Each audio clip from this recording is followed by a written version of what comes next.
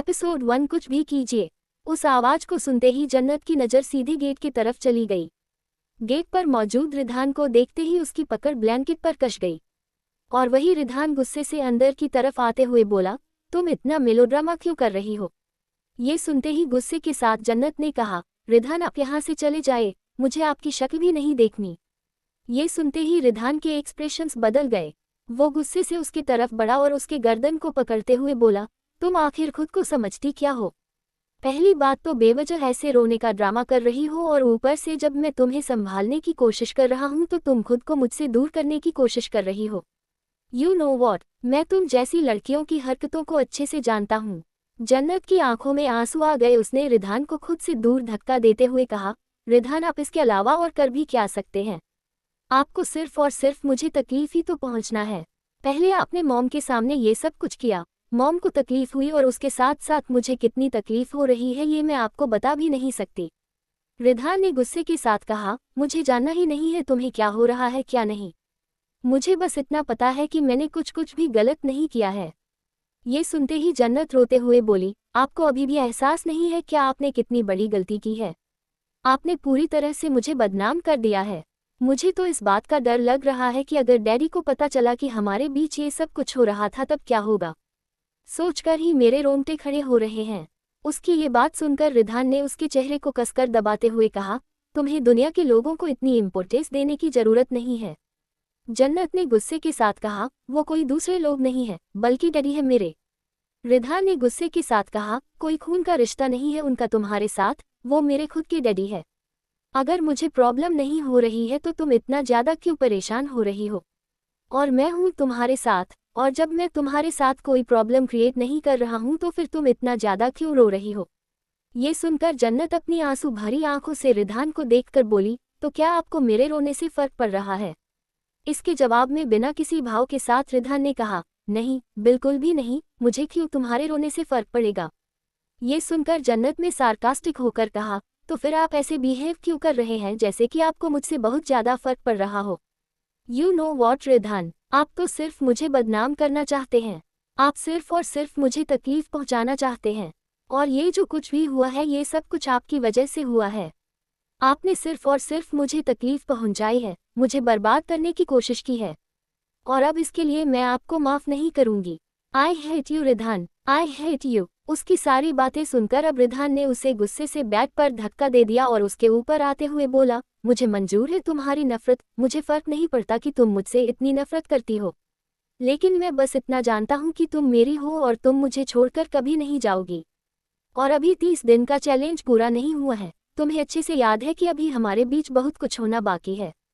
उद्धरण चिन्ह। 30 दिन के चैलेंज का नाम सुनकर जन्नत ने चिल्लाते हुए कहा, मैं नहीं जानती कोई 30 दिन का चैलेंज। मैं इंसान हूँ, कोई खिलौना नहीं हूँ जिसे आप और वैभव मिलकर खेलना चाहते हैं। मुझे दाव पर लगा देने से मैं आप दोनों में से किसी की नहीं होने वाली। ये मेरी जिंदगी है, मैं अपने तरीके से अपनी जिंदगी जीना चाहती हूँ।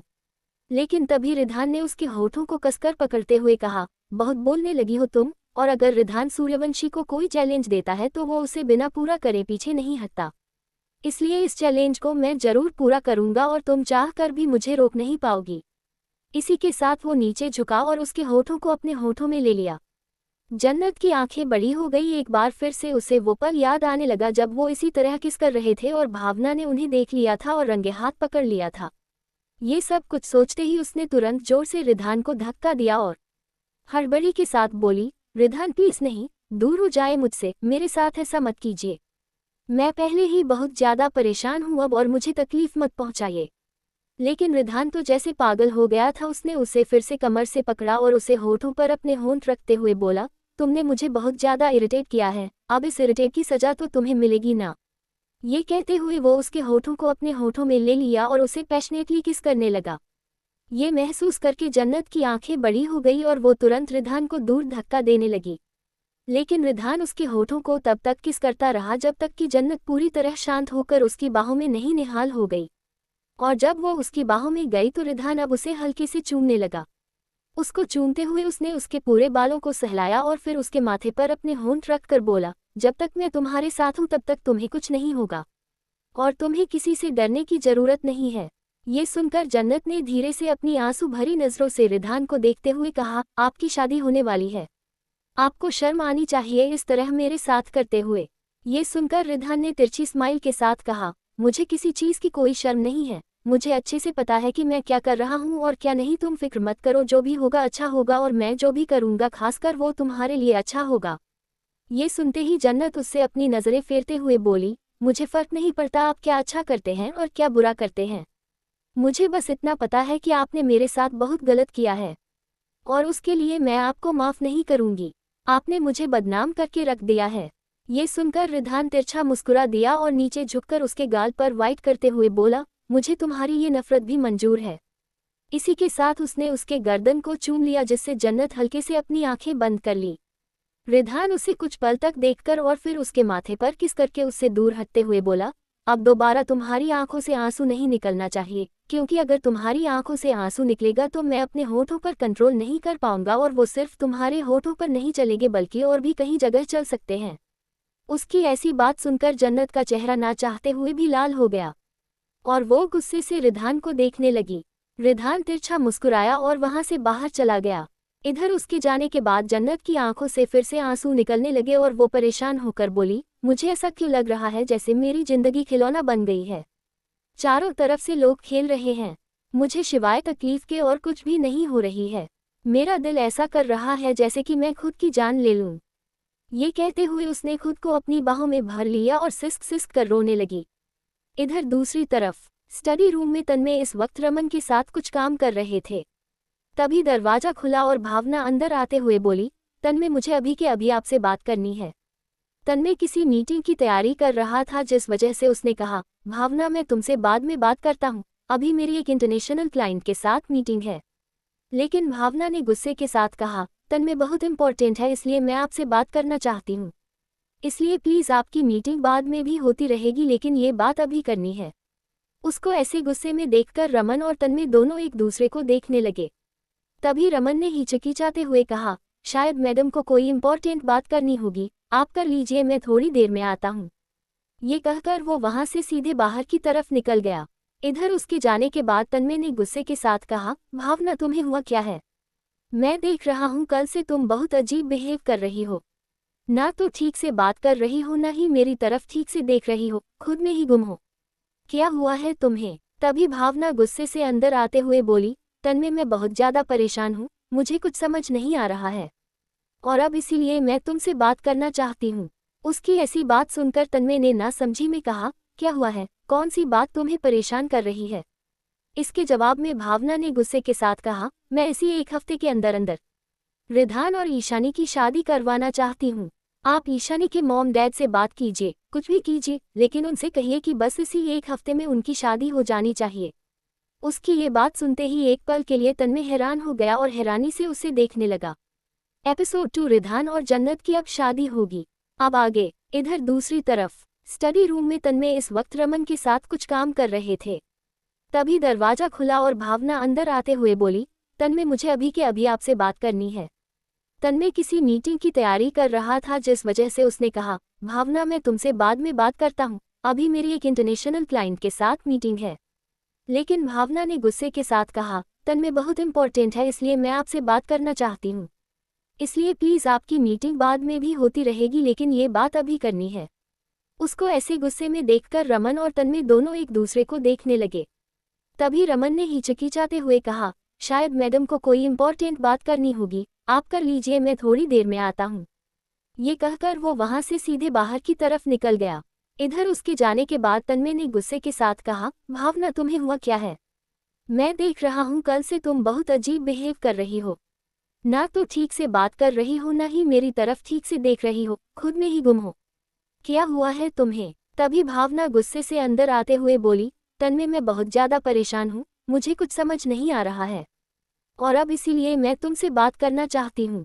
उसकी ऐसी बात सुनकर तन्मय ने ना समझी में कहा, क्या हुआ है, कौन सी बात तुम्हें परेशान कर रही है।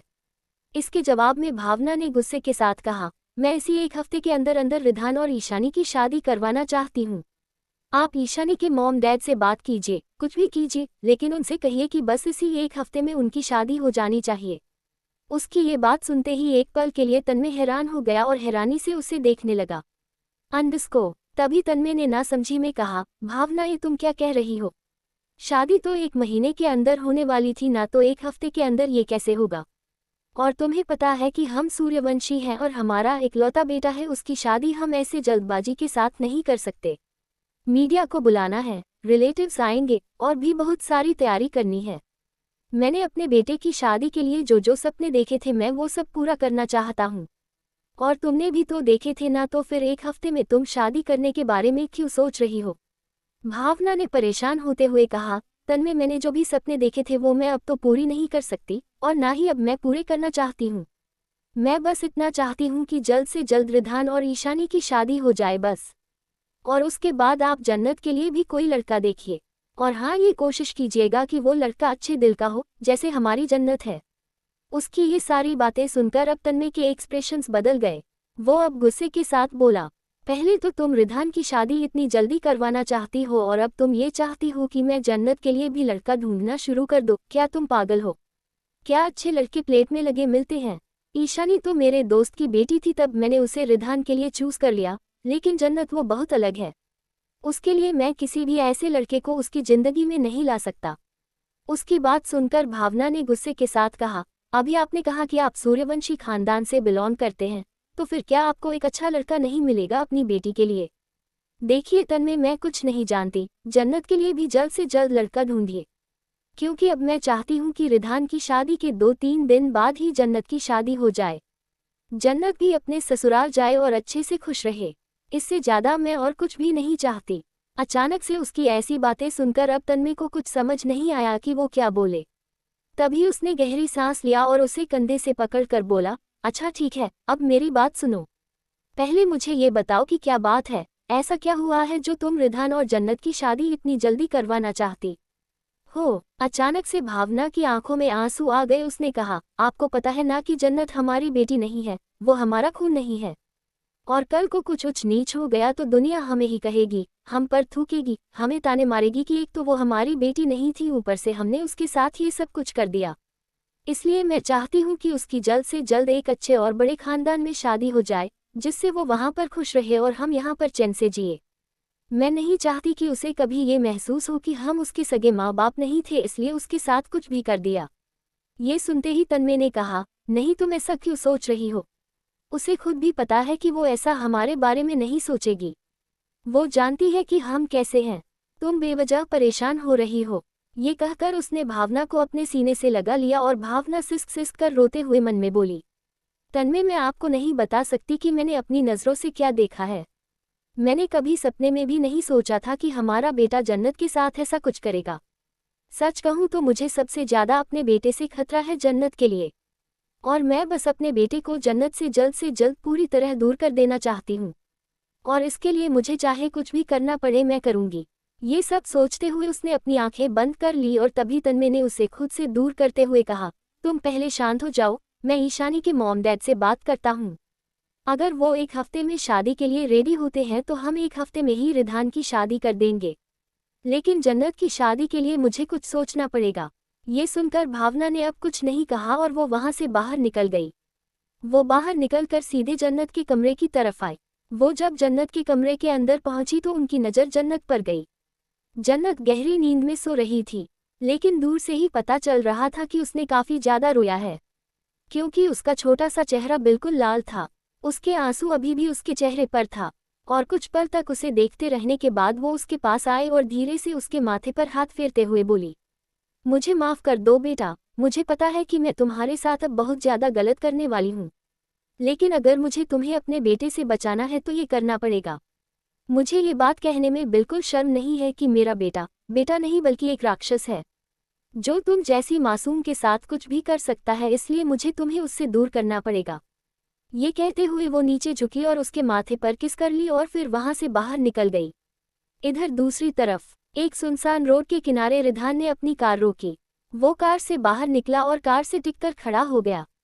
इस वक्त उसके चेहरे पर कोई भी एक्सप्रेशंस नहीं थे और वो बस खामोशी के साथ वहां पर खड़ा रहा। लगभग 5 मिनट बाद वहां पर एक और कार रुकी और उस कार से एक लड़की बाहर निकली। उस लड़की को देखकर रिधान के चेहरे पर एक तिरछी स्माइल आ गई। लेकिन वो लड़की रिधान को अपने गुस्से भरी नजरों से देख रही थी।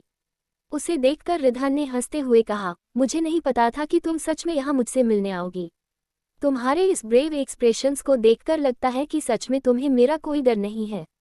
ये सुनकर उसके सामने खड़ी आशी ने गुस्से के साथ कहा, शायद तुम भूल रहे हो हम दोनों की रगों में सिर्फ एक ही खून दौड़ रहा है। तो जब तुम किसी से नहीं डरते तो मैं कैसे डर सकती हूँ, और वो भी तुम जैसे इंसान से। ये सुनकर रिधान के चेहरे की स्माइल और भी ज्यादा गहरी हो गई और वो उसकी तरफ अपने कदम बढ़ाकर बोला, सब कुछ तब तक ठीक था जब तक कि तुमने उसके ऊपर हमला नहीं किया था। उसके ऊपर तुमने वार करके अपनी जिंदगी की सबसे बड़ी गलती की है और अब उस गलती की सजा तुम्हें मिलेगी, फिर चाहे तुम मेरी खुद की बहन ही क्यों ना हो। ये कहते हुए रिधान जोर जोर से किसी शैतान की तरह हंसने लगा और वही आशी ये सब सुनकर गुस्से से अपने हाथों की मुट्ठियां बनाते हुए बोली, तुम्हें क्या लगता है अगर तुम मुझे सजा दोगे तो क्या मैं तुम्हें सजा नहीं दे पाऊंगी? तुम भूल रहे हो मैंने उस जन्नत के साथ साथ तुम्हारे ऊपर भी हमला किया था। लेकिन मुझे एक बात समझ नहीं आ रही है, तुम तो जन्नत से नफरत करते थे ना, क्योंकि उसकी वजह से तुम्हें सब कुछ छोड़कर जाना पड़ा था। तो फिर अचानक से तुम उसके लिए इतना ज़्यादा प्रोटेक्टिव क्यों हो गए? क्यों तुम उसे बचाने की इस हद तक कोशिश कर रहे हो? क्यों हर वक्त उसके सामने तुम उसका ढाल बनकर खड़े हो जाते हो? ये सुनकर रिधान तिरछी स्माइल के साथ बोला, ये बात मैं तुम्हें समझाना तो चाहता था लेकिन तुम्हारी कोई औकात नहीं है। ये सुनकर आशी भी अब मुस्कुराते हुए बोली, मेरी औकात क्या है क्या नहीं ये तुम अच्छे से जानते हो। इसके जवाब में रिधान उसे काफी गौर से देखते हुए बोला, वैसे मानना पड़ेगा तुम्हारी आंखें बिल्कुल मेरी तरह है, लेकिन अफसोस की बात है कि मुझे अपने इन्हीं हाथों से तुम्हें मारना होगा, तुम्हें इस दुनिया से भेजना होगा। तुम आखिर इस दुनिया में आए ही क्यों थी? तुम्हें यहाँ आना ही नहीं चाहिए था, क्योंकि अगर दुनिया को पता चलेगा कि एक सगे भाई ने अपनी सगी बहन को अपने हाथों से मार डाला तब क्या होगा। ये सुनते ही आशी गुस्से के साथ बोली, मैं तुम्हें भी मारने का दम रखती हूँ। अगर तुम मुझे मारते हो तो मैं तुम्हें भी मार डालूंगी और फिर दुनिया ये कहेगी कि एक सगी बहन ने अपने ही सगे भाई को मार डाला। ये सुनकर अब रिधान जोर जोर से हंसने लगा और उसके साथ साथ आशी भी जोर जोर से हंसने लगी। लेकिन तभी अचानक से आशी ने उसके सिर पर गन पॉइंट कर लिया। रिधान के चेहरे के एक्सप्रेशंस बिल्कुल भी नहीं बदले और वो आशी को देखकर बोला, ये खेलने की चीज नहीं है, लाओ इसे मुझे वापस कर दो और घर जाकर कार्टून देखो लिटिल सिस्टर। ये सुनते ही आशी गुस्से से अपनी पकड़ ट्रिगर पर बनाते हुए बोली, बिग ब्रदर तुम्हें शायद पता नहीं है मैंने कार्टून देखना कब का छोड़ दिया है और इस खिलौने से खेलने की आदत मुझे बचपन से है, और अब तैयार हो जाओ मरने के लिए। ये सुनते ही रिधान के चेहरे पर एक तिरछी स्माइल आ गई और तभी आशी ने ट्रिगर दबा दिया और एक गोली चलने की आवाज सुनाई दी। एपिसोड 3 तुम कैरेक्टरलेस हो जन्नत। अब आगे दोनों तरफ से गोली चली थी और वो दोनों ही गोली चूक गई थी। आशी ने हंसते हुए कहा, बिग ब्रदर तुम मुझ पर कभी जीत हासिल नहीं कर सकते। रिधान ने हंसते में कहा, और हारना मुझे आता नहीं है। तभी आशी ने अपनी गन को नीचे रखते हुए कहा, आपको पता है मुझे आप सबसे इतनी नफरत क्यों है? रिधान ने बिना किसी भाव के साथ कहा, मैं ये जानने में इंटरेस्ट नहीं रखता। आशी ने मुस्कुराकर कहा, फिर भी मैं आपको बता देती हूँ, आप सब ने मेरे साथ जो कुछ भी किया है उसे मैं आप सबको जिंदा नहीं छोड़ने वाली। मैं आप सब की दुनिया तबाह कर दूंगी, बस कुछ वक्त का इंतजार। और मुझे एक बात बताए, आपको जन्नत में इंटरेस्ट है क्या? जहाँ तक मुझे पता है मेरी जगह पर वो आई थी उस घर में, तो एक तरह से वो आपकी बहन हुई। क्या आपको अपनी बहन में इंटरेस्ट आ गया? ये कहकर आशी हंसने लगी और अब रिधान की एक्सप्रेशंस गहरी हो गए। वो गुस्से से उसकी तरफ बढ़ते हुए बोला, मैं तुम्हारी हर एक बात को टॉलरेट कर सकता हूँ लेकिन तुम उसे मेरी बहन नहीं कह सकती। मैंने उसे कभी अपनी बहन नहीं माना, यहाँ तक कि जब मैंने बचपन में उसे पहली बार देखा था तभी से मैंने उसे बहन मानने से इनकार कर दिया था। मेरे दिल में उसके लिए बहन जैसे कोई भी एक्सप्रेशंस की इमोशंस नहीं है, और सिर्फ उसके लिए ही नहीं बल्कि मेरे दिल में तुम जैसी लड़की के लिए भी बहन जैसे कोई इमोशंस नहीं है। ये सुनते ही आशी गुस्से के साथ अपने कदम पीछे लेते हुए बोली, तो आपको क्या लगता है मेरे दिल में आपके लिए भाई वाले इमोशन है, या फिर मैं आपको एक भाई की तरह प्यार करती हूँ? शायद भूल रहे हैं आप मेरे लिए सिर्फ दुश्मन हैं, दुश्मन से ज्यादा और कुछ भी नहीं, एक ऐसा दुश्मन जिसे मैं सिर्फ और सिर्फ तबाह करना चाहती हूँ। इस कदर तबाह की वो कभी। कहते कहते उसने अपनी बात अधूरी छोड़ दी। तभी रिधान गुस्से के साथ उसकी तरफ बढ़ रहा था कि तभी उसका फोन बजने लगा। वो एक पल के लिए रुका और उसने एक नज़र अपने फोन की तरफ देखा। कॉल पर जिसका नाम शो कर रहा था उसे देखते ही उसके एक्सप्रेशन फिर से गहरे हो गए। उसने अपना फोन पॉकेट में रखा और आशी की तरफ घूरते हुए बोला, अभी के लिए मैं तुम्हें छोड़ रहा हूँ। तुम्हारे पास बस कुछ दिन ही बचे हैं, अच्छे से अपनी जिंदगी जी लो क्योंकि बहुत जल्द तुम्हें मैं अपनी इन्हीं हाथों से मारने वाला हूँ। ये कहते हुए वो अपनी कार की तरफ मुड़ गया और कार वहां से निकल गई। लेकिन इधर आशी गुस्से से अभी भी अपनी जगह खड़ी थी। तभी उसने जोर से चिल्लाते हुए कहा, कोई नहीं मार सकता मुझे। किसी के अंदर कोई औकात नहीं है और आप सबके अंदर तो बिल्कुल भी नहीं। मैं आशी हूँ, कोई खिलौना नहीं जिसे आप सब अपने तरीके से खेलेंगे, बल्कि खेलूंगी तो मैं आप सब से। ये कहते हुए वो जोर जोर से हंसने लगी। इस वक्त उसकी आंखों में एक पागलपन था। वहीं दूसरी तरफ कार में रिधान काफी तेजी के साथ कार ड्राइव कर रहा था। उसके चेहरे पर कोई भी एक्सप्रेशंस नहीं थे। दूसरे ही पल एक सिटी हॉस्पिटल के बाहर आकर रुकी। रिधान कार से बाहर निकला और अंदर की तरफ बढ़ गया। वो सीधे केबिन की तरफ गया। केबिन में पहुंचते ही वो अपने दोनों हाथ टेबल पर पटकते हुए बोला, तुम मुझे गलत टाइम पर ही कॉल क्यों करते हो? इसके जवाब में बिना किसी भाव के साथ मानिक ने कहा, मुझे नहीं पता था तुम कौन सा इम्पोर्टेंट काम कर रहे थे। मुझे लगा कि इस वक्त कॉल करना सही है क्योंकि तुम्हें न्यूज़ देना चाहता था। रिधान चेयर पर लीन होकर बैठ गया और गहरी सांस लेकर बोला, क्या न्यूज़ देना चाहते हो?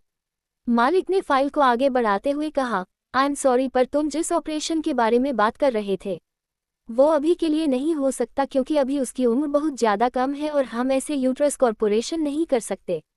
ये सुनते ही रिधान ने गुस्से के साथ कहा, you are a doctor, you can do anything.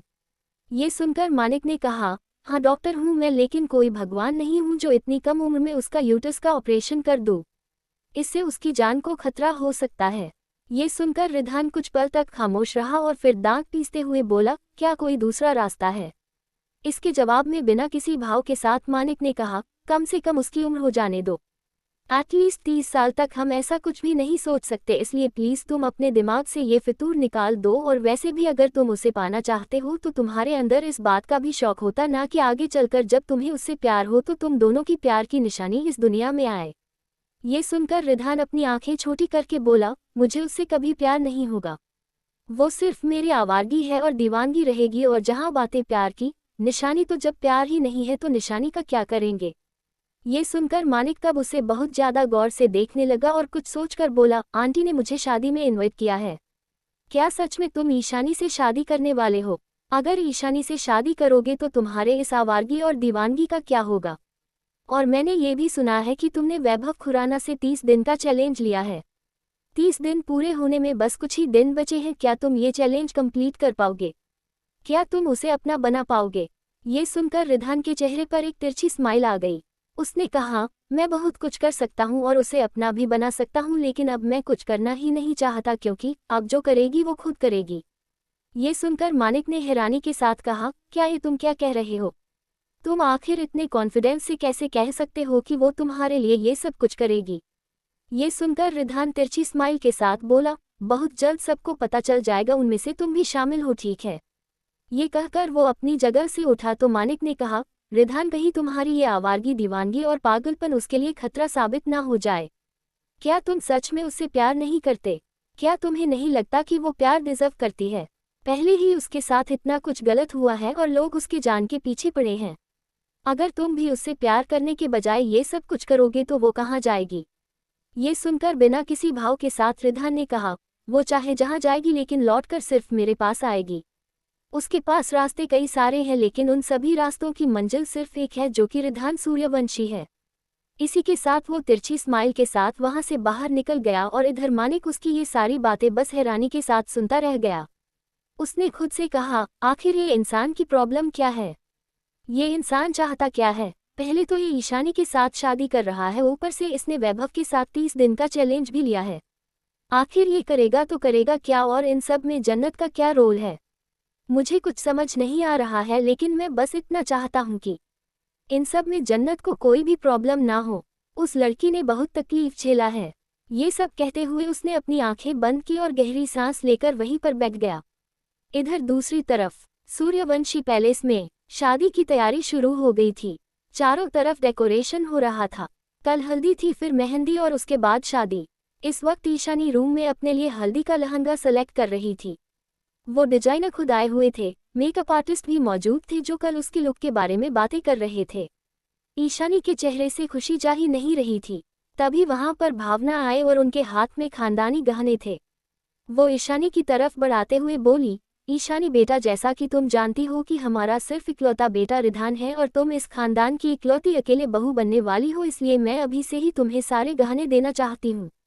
उम्मीद करती हूँ तुम्हें ये पसंद आएंगे, क्योंकि ये ओल्ड फैशन नहीं है, ये हमारा एक तरह से प्यार है जो हम अपनी बहू को देना चाहते हैं। ये सुनकर ईशानी ने प्यारी सी स्माइल के साथ कहा, thank you so much mom.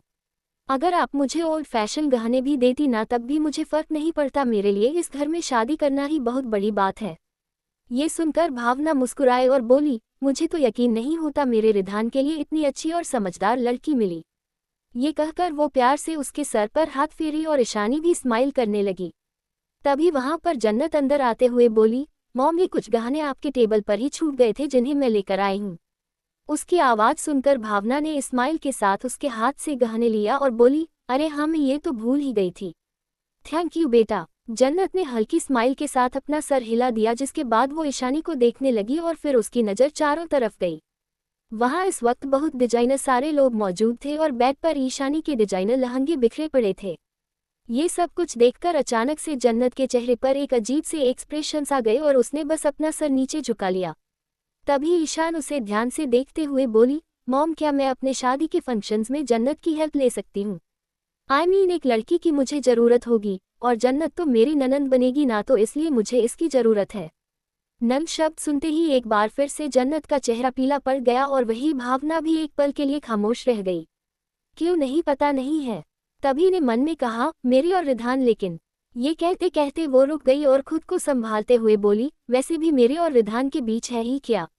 ना तो मैं रिधान को पसंद करती हूँ और ना ही मेरा उनसे कोई लेना देना है, और रिधान भी मुझसे कोई प्यार नहीं करते, बल्कि वो तो सिर्फ मुझसे बदला लेना चाहते हैं, मुझे परेशान करना चाहते हैं, और वो ईशानी से शादी भी कर रहे हैं। फिर मेरा क्या ही वजूद है? मुझे भी खुशी खुशी शादी में शामिल होना चाहिए। ये सब कहते हुए उसने भारी मन से गहरी सांस लिया तो भावना ने कहा, जन्नत बेटा जाओ अपनी भाभी की हेल्प करो। एक बार फिर से भाभी शब्द सुनकर जन्नत ने बुरी तरह अपने हाथों की मुठ्ठियां बना ली, लेकिन जबरदस्ती स्माइल के साथ बोली, यस मॉम। जिसके बाद वो ईशानी के पास आई तो भावना उसे कुछ पल तक देखते रहने के बाद गहरी सांस ली और मन में बोली, जितनी बार मैं इसे रिधान की बहन बोलती हूँ और ईशानी को भाभी बोलती हूँ, उतनी बार मुझे जन्नत के चेहरे का रंग उड़ते हुए दिखाई देता है। ये क्या हो रहा है मेरे घर में? मुझे जल्द से जल्द रिधान की शादी के बाद जन्नत की शादी करनी होगी। ये कहते हुए वो वहां से बाहर निकल गई। इधर उनके जाते ही ईशानी ने जन्नत से कहा, ईशानी ने सभी की तरफ देखते हुए कहा, आप सब बाहर जाए, मुझे अपनी नन से कुछ इम्पोर्टेंट बात करनी है। ये सुनकर जन्नत को एक पल के लिए कुछ समझ नहीं आया और सभी ने अपना सर हिलाया और वहां से बाहर चले गए। उनके बाहर जाने के बाद ईशानी ने दरवाजे को अंदर से बंद कर लिया। जन्नत ने ना समझी में कहा, ईशानी क्या हुआ? लेकिन तभी अचानक से ईशानी में बहुत ही अजीब के साथ कहा, ईशानी नहीं, ईशानी भाभी बोलो। ये सुनकर जन्नत ने जबरदस्ती स्माइल के साथ कहा, वही बात हुई, तुम और मैं सेम एज के हैं ना, इसलिए। लेकिन तभी ईशानी ने एक बार फिर से उसकी बात को बीच में रोकते हुए कहा, लेकिन मैं इस खानदान की इकलौती बहू हूँ और रिधान तुमसे बड़ा है। जिस हिसाब से मैं भी तुमसे बड़ी हुई, इसलिए तुम्हारे पास इतनी तो तमीज होनी चाहिए कि तुम मेरी इज्जत कर सको। अचानक से ईशानी के ऐसे तीखी रवैया को देखकर जन्नत तो शॉक भी हो गई और वो ना समझी में बोली, क्या हुआ तुम्हें, तुम ऐसे अचानक से बदल? लेकिन तभी आगे बढ़कर ईशानी ने जन्नत के बालों को पीछे से कसकर पकड़ा और बहुत ही ज्यादा गुस्से से दांत पीसकर बोली, एक तो तुम इस खानदान की नहीं हो और ऊपर से इस खानदान के इकलौते बेटे पर अपने इस खूबसूरती का जादू चलाने की कोशिश करती हो और ऊपर से मेरे सामने इतनी अच्छी बनने का नाटक करती हो। तुम्हें क्या लगता है मुझे एहसास नहीं है कि तुम्हारा कैरेक्टर कैसा है? तुम एक कैरेक्टरलेस लड़की हो। अचानक से जन्नत की आंखों में आंसू भर गया और वो दर्द में एक पल के लिए कराह उठी और शौक होकर बस ईशानी को ही देखती रह गई। एपिसोड 4, मुझसे फ्लर्ट मत करो। अब आगे। ईशानी के ऐसे बदलते बिहेवियर को देखते ही जन्नत एक पल के लिए शौक हो गई और तभी ईशानी ने गुस्से से उसके बाजू को पकड़कर कहा, तुम्हें क्या लगता है मैं बेवकूफ़ हूँ? मेरी नज़रों के सामने तुम रिधान के साथ ऐसा करोगी और मैं बस चुपचाप देखती रहूंगी? तुम्हें पता है जब से मुझे ये बात पता चली है कि तुम उसकी सगी बहन नहीं हो, तब से मैं कितना ज़्यादा अंदर ही अंदर खोल रही थी। मेरा दिल ऐसा कर रहा था कि मैं तुम्हारी जान ले लूँ। एक तो तुम उसकी सगी बहन नहीं हो, ऊपर से वो तुम्हें बहन मानता ही नहीं, और तुम उसके घर में भी रहती हो। किस हक से रहती हो तुम यहाँ पर? तुम्हें तो चुल्लू भर पानी में डूब मरना चाहिए। तुम्हें तो यहाँ से जल्द भाग जाना चाहिए। तुम्हें दोबारा से कभी यहाँ शक भी नहीं दिखानी चाहिए, और जाकर अपनी फैमिली को ढूंढना चाहिए जो खुद तुम्हें बचपन में छोड़ चुके थे, और तुम इस घर में आ गई। वैसे मानना पड़ेगा, किस्मत तो तुम्हारी अच्छी है। पता नहीं किसका गंदा खून हो और इतने बड़े सूर्यवंशी खानदान में आ गई। जैसे ही ईशानी ने ये कहा, अब जन्नत से बर्दाश्त नहीं हुआ। उसने झटके के साथ ईशानी के हाथ को दूर झटक दिया और उसे उंगली दिखाते हुए गुस्से के साथ बोली, पहले और आखिरी बार तुम्हें मैं समझा रही हूँ। अभी तक मुझे तुम्हारी असलियत नहीं पता थी। मैं नहीं जानती थी कि तुम असलियत में इतनी ज्यादा घटिया होगी। अगर मुझे पता होता तो मैं कभी तुम्हें अच्छा समझने की गलती ही ना करती, लेकिन मैं तुम्हें बता रही हूँ, मेरी फैमिली सूर्यवंशी खानदान ही है। बेशक से हम सगे नहीं है, लेकिन फिर भी मैं उन्हें सगे से बढ़कर प्यार करती हूँ। तुम्हारी कोई औकात नहीं है कि तुम मेरे खानदान से मुझे अलग कर सको, और अगर तुम्हारे अंदर इतना ही दम है तो तुम मुझे अलग करके दिखाओ। और आज तुमने मुझसे जिस तरह बदतमीजी की है, इसके लिए तो मैं तुम्हें माफ़ नहीं करूँगी। और तुम मुझे सीधा साधा समझने की गलती मत करना, क्योंकि मैं सिर्फ दिखाने में सीधी साधी लगती हूँ। अगर तुम मेरे साथ गलत करोगी तो मैं उसके बदले तुम्हारे साथ उससे भी ज़्यादा गलत करूँगी, क्योंकि तुम्हारा मुझसे कोई लेना देना नहीं है। You are nothing for me, so better होगा कि तुम मुझसे दूर रहो। ये कहते हुए उसने उसे दूर धक्का दिया और गुस्से से बाहर की तरफ जाने लगी। इधर ईशानी तो एक पल के लिए ये सब सुनकर शौकी हो गई थी, लेकिन तभी उसने गुस्से के साथ कहा, क्या कहा तुमने? तुम मुझे धमकी दे रही हो? तुम्हें पता भी है इस खानदान की होने वाली बहू हूँ मैं, वो भी इकलौती बहू। इस खानदान पर सिर्फ इकलौता मेरा राज चलेगा। ये सुनकर जन्नत के चलते कदम रुक गए और वो कुछ सोचकर मुस्कुराते हुए मुड़ी और बोली, तुम अभी इस घर की बहू बनी नहीं हो, और ना ही अभी तुम्हारी रिधान के साथ शादी हुई है। इसलिए जब तक शादी नहीं हो जाती तब तक तुम ये ख्वाब देखना छोड़ दो, क्योंकि पल भर में किस्मत बदलती है और अभी तो पूरे एक हफ्ते हैं। एक हफ्ते में कुछ भी हो सकता है। उम्मीद करती हूँ तुम्हें मेरी बात समझ आ गई होगी। ये सुनते ही ईशानी का मुंह बिल्कुल धुआं हो गया और जन्नत वहां से चली गई। इधर ईशानी गुस्से के साथ जोर से चिल्लाते हुए बोली, मैं तुम्हें मार डालूंगी जन्नत। तुम मुझे धमकी देकर जा रही हो, और तुम्हें क्या लगता है एक हफ्ते में सब कुछ बदल जाएगा? बल्कि कुछ भी नहीं होगा। मैं जल्द से जल्द रिधान से शादी करूंगी और इस घर की असली बहू बन जाऊंगी। उसके बाद मैं तुम्हें धक्के मारकर बाहर निकलूंगी। तुम्हारी कोई औकात नहीं है मेरे आगे। मैं तुम्हारी जान ले लूंगी। I will kill you. ये कहते हुए वो गुस्से से पागल की तरह चिल्लाने लगी। इधर जन्नत भी गुस्से के साथ अपने कमरे की तरफ जा रही थी, लेकिन तभी वो किसी से टकराए और लड़खड़ाते हुए जमीन पर गिरने को हुई, पर तभी उसे किसी ने कमर से पकड़कर अपने करीब खींच लिया। जन्नत की आंखें बड़ी हो गई। उसने तुरंत सामने देखा। सामने उस अनजान लड़के को देखकर जन्नत एक पल के लिए शॉक हो गई और शौक होकर बोली, आप कौन हैं? वो लड़का जो काफी हैंडसम था, वो जन्नत की खूबसूरती में जैसे खो गया था और वो बस एकटक जन्नत को देखे जा रहा था। तभी जन्नत उसे खुद से दूर करने की कोशिश करते हुए बोली, एक्सक्यूज मी, छोड़िए मुझे, और आप हैं कौन? उसकी आवाज़ से वो लड़का अपने होश में आया और तुरंत बोला, आई एम सॉरी, आप नीचे गिर रही थी तो मैंने आपको संभाल लिया। ये सुनकर दूसरे पल गुस्से के साथ जन्नत ने कहा, मुझे किसी के साथ की जरूरत नहीं है, मुझे अकेले रहना है। ये कहकर वो उसे खुद से दूर की और वहां से जाने लगी। तो वो लड़का उसके पीछे आते हुए बोला, क्या तुम जन्नत हो जिसके बारे में मुझे नीचे आंटी ने बताया था?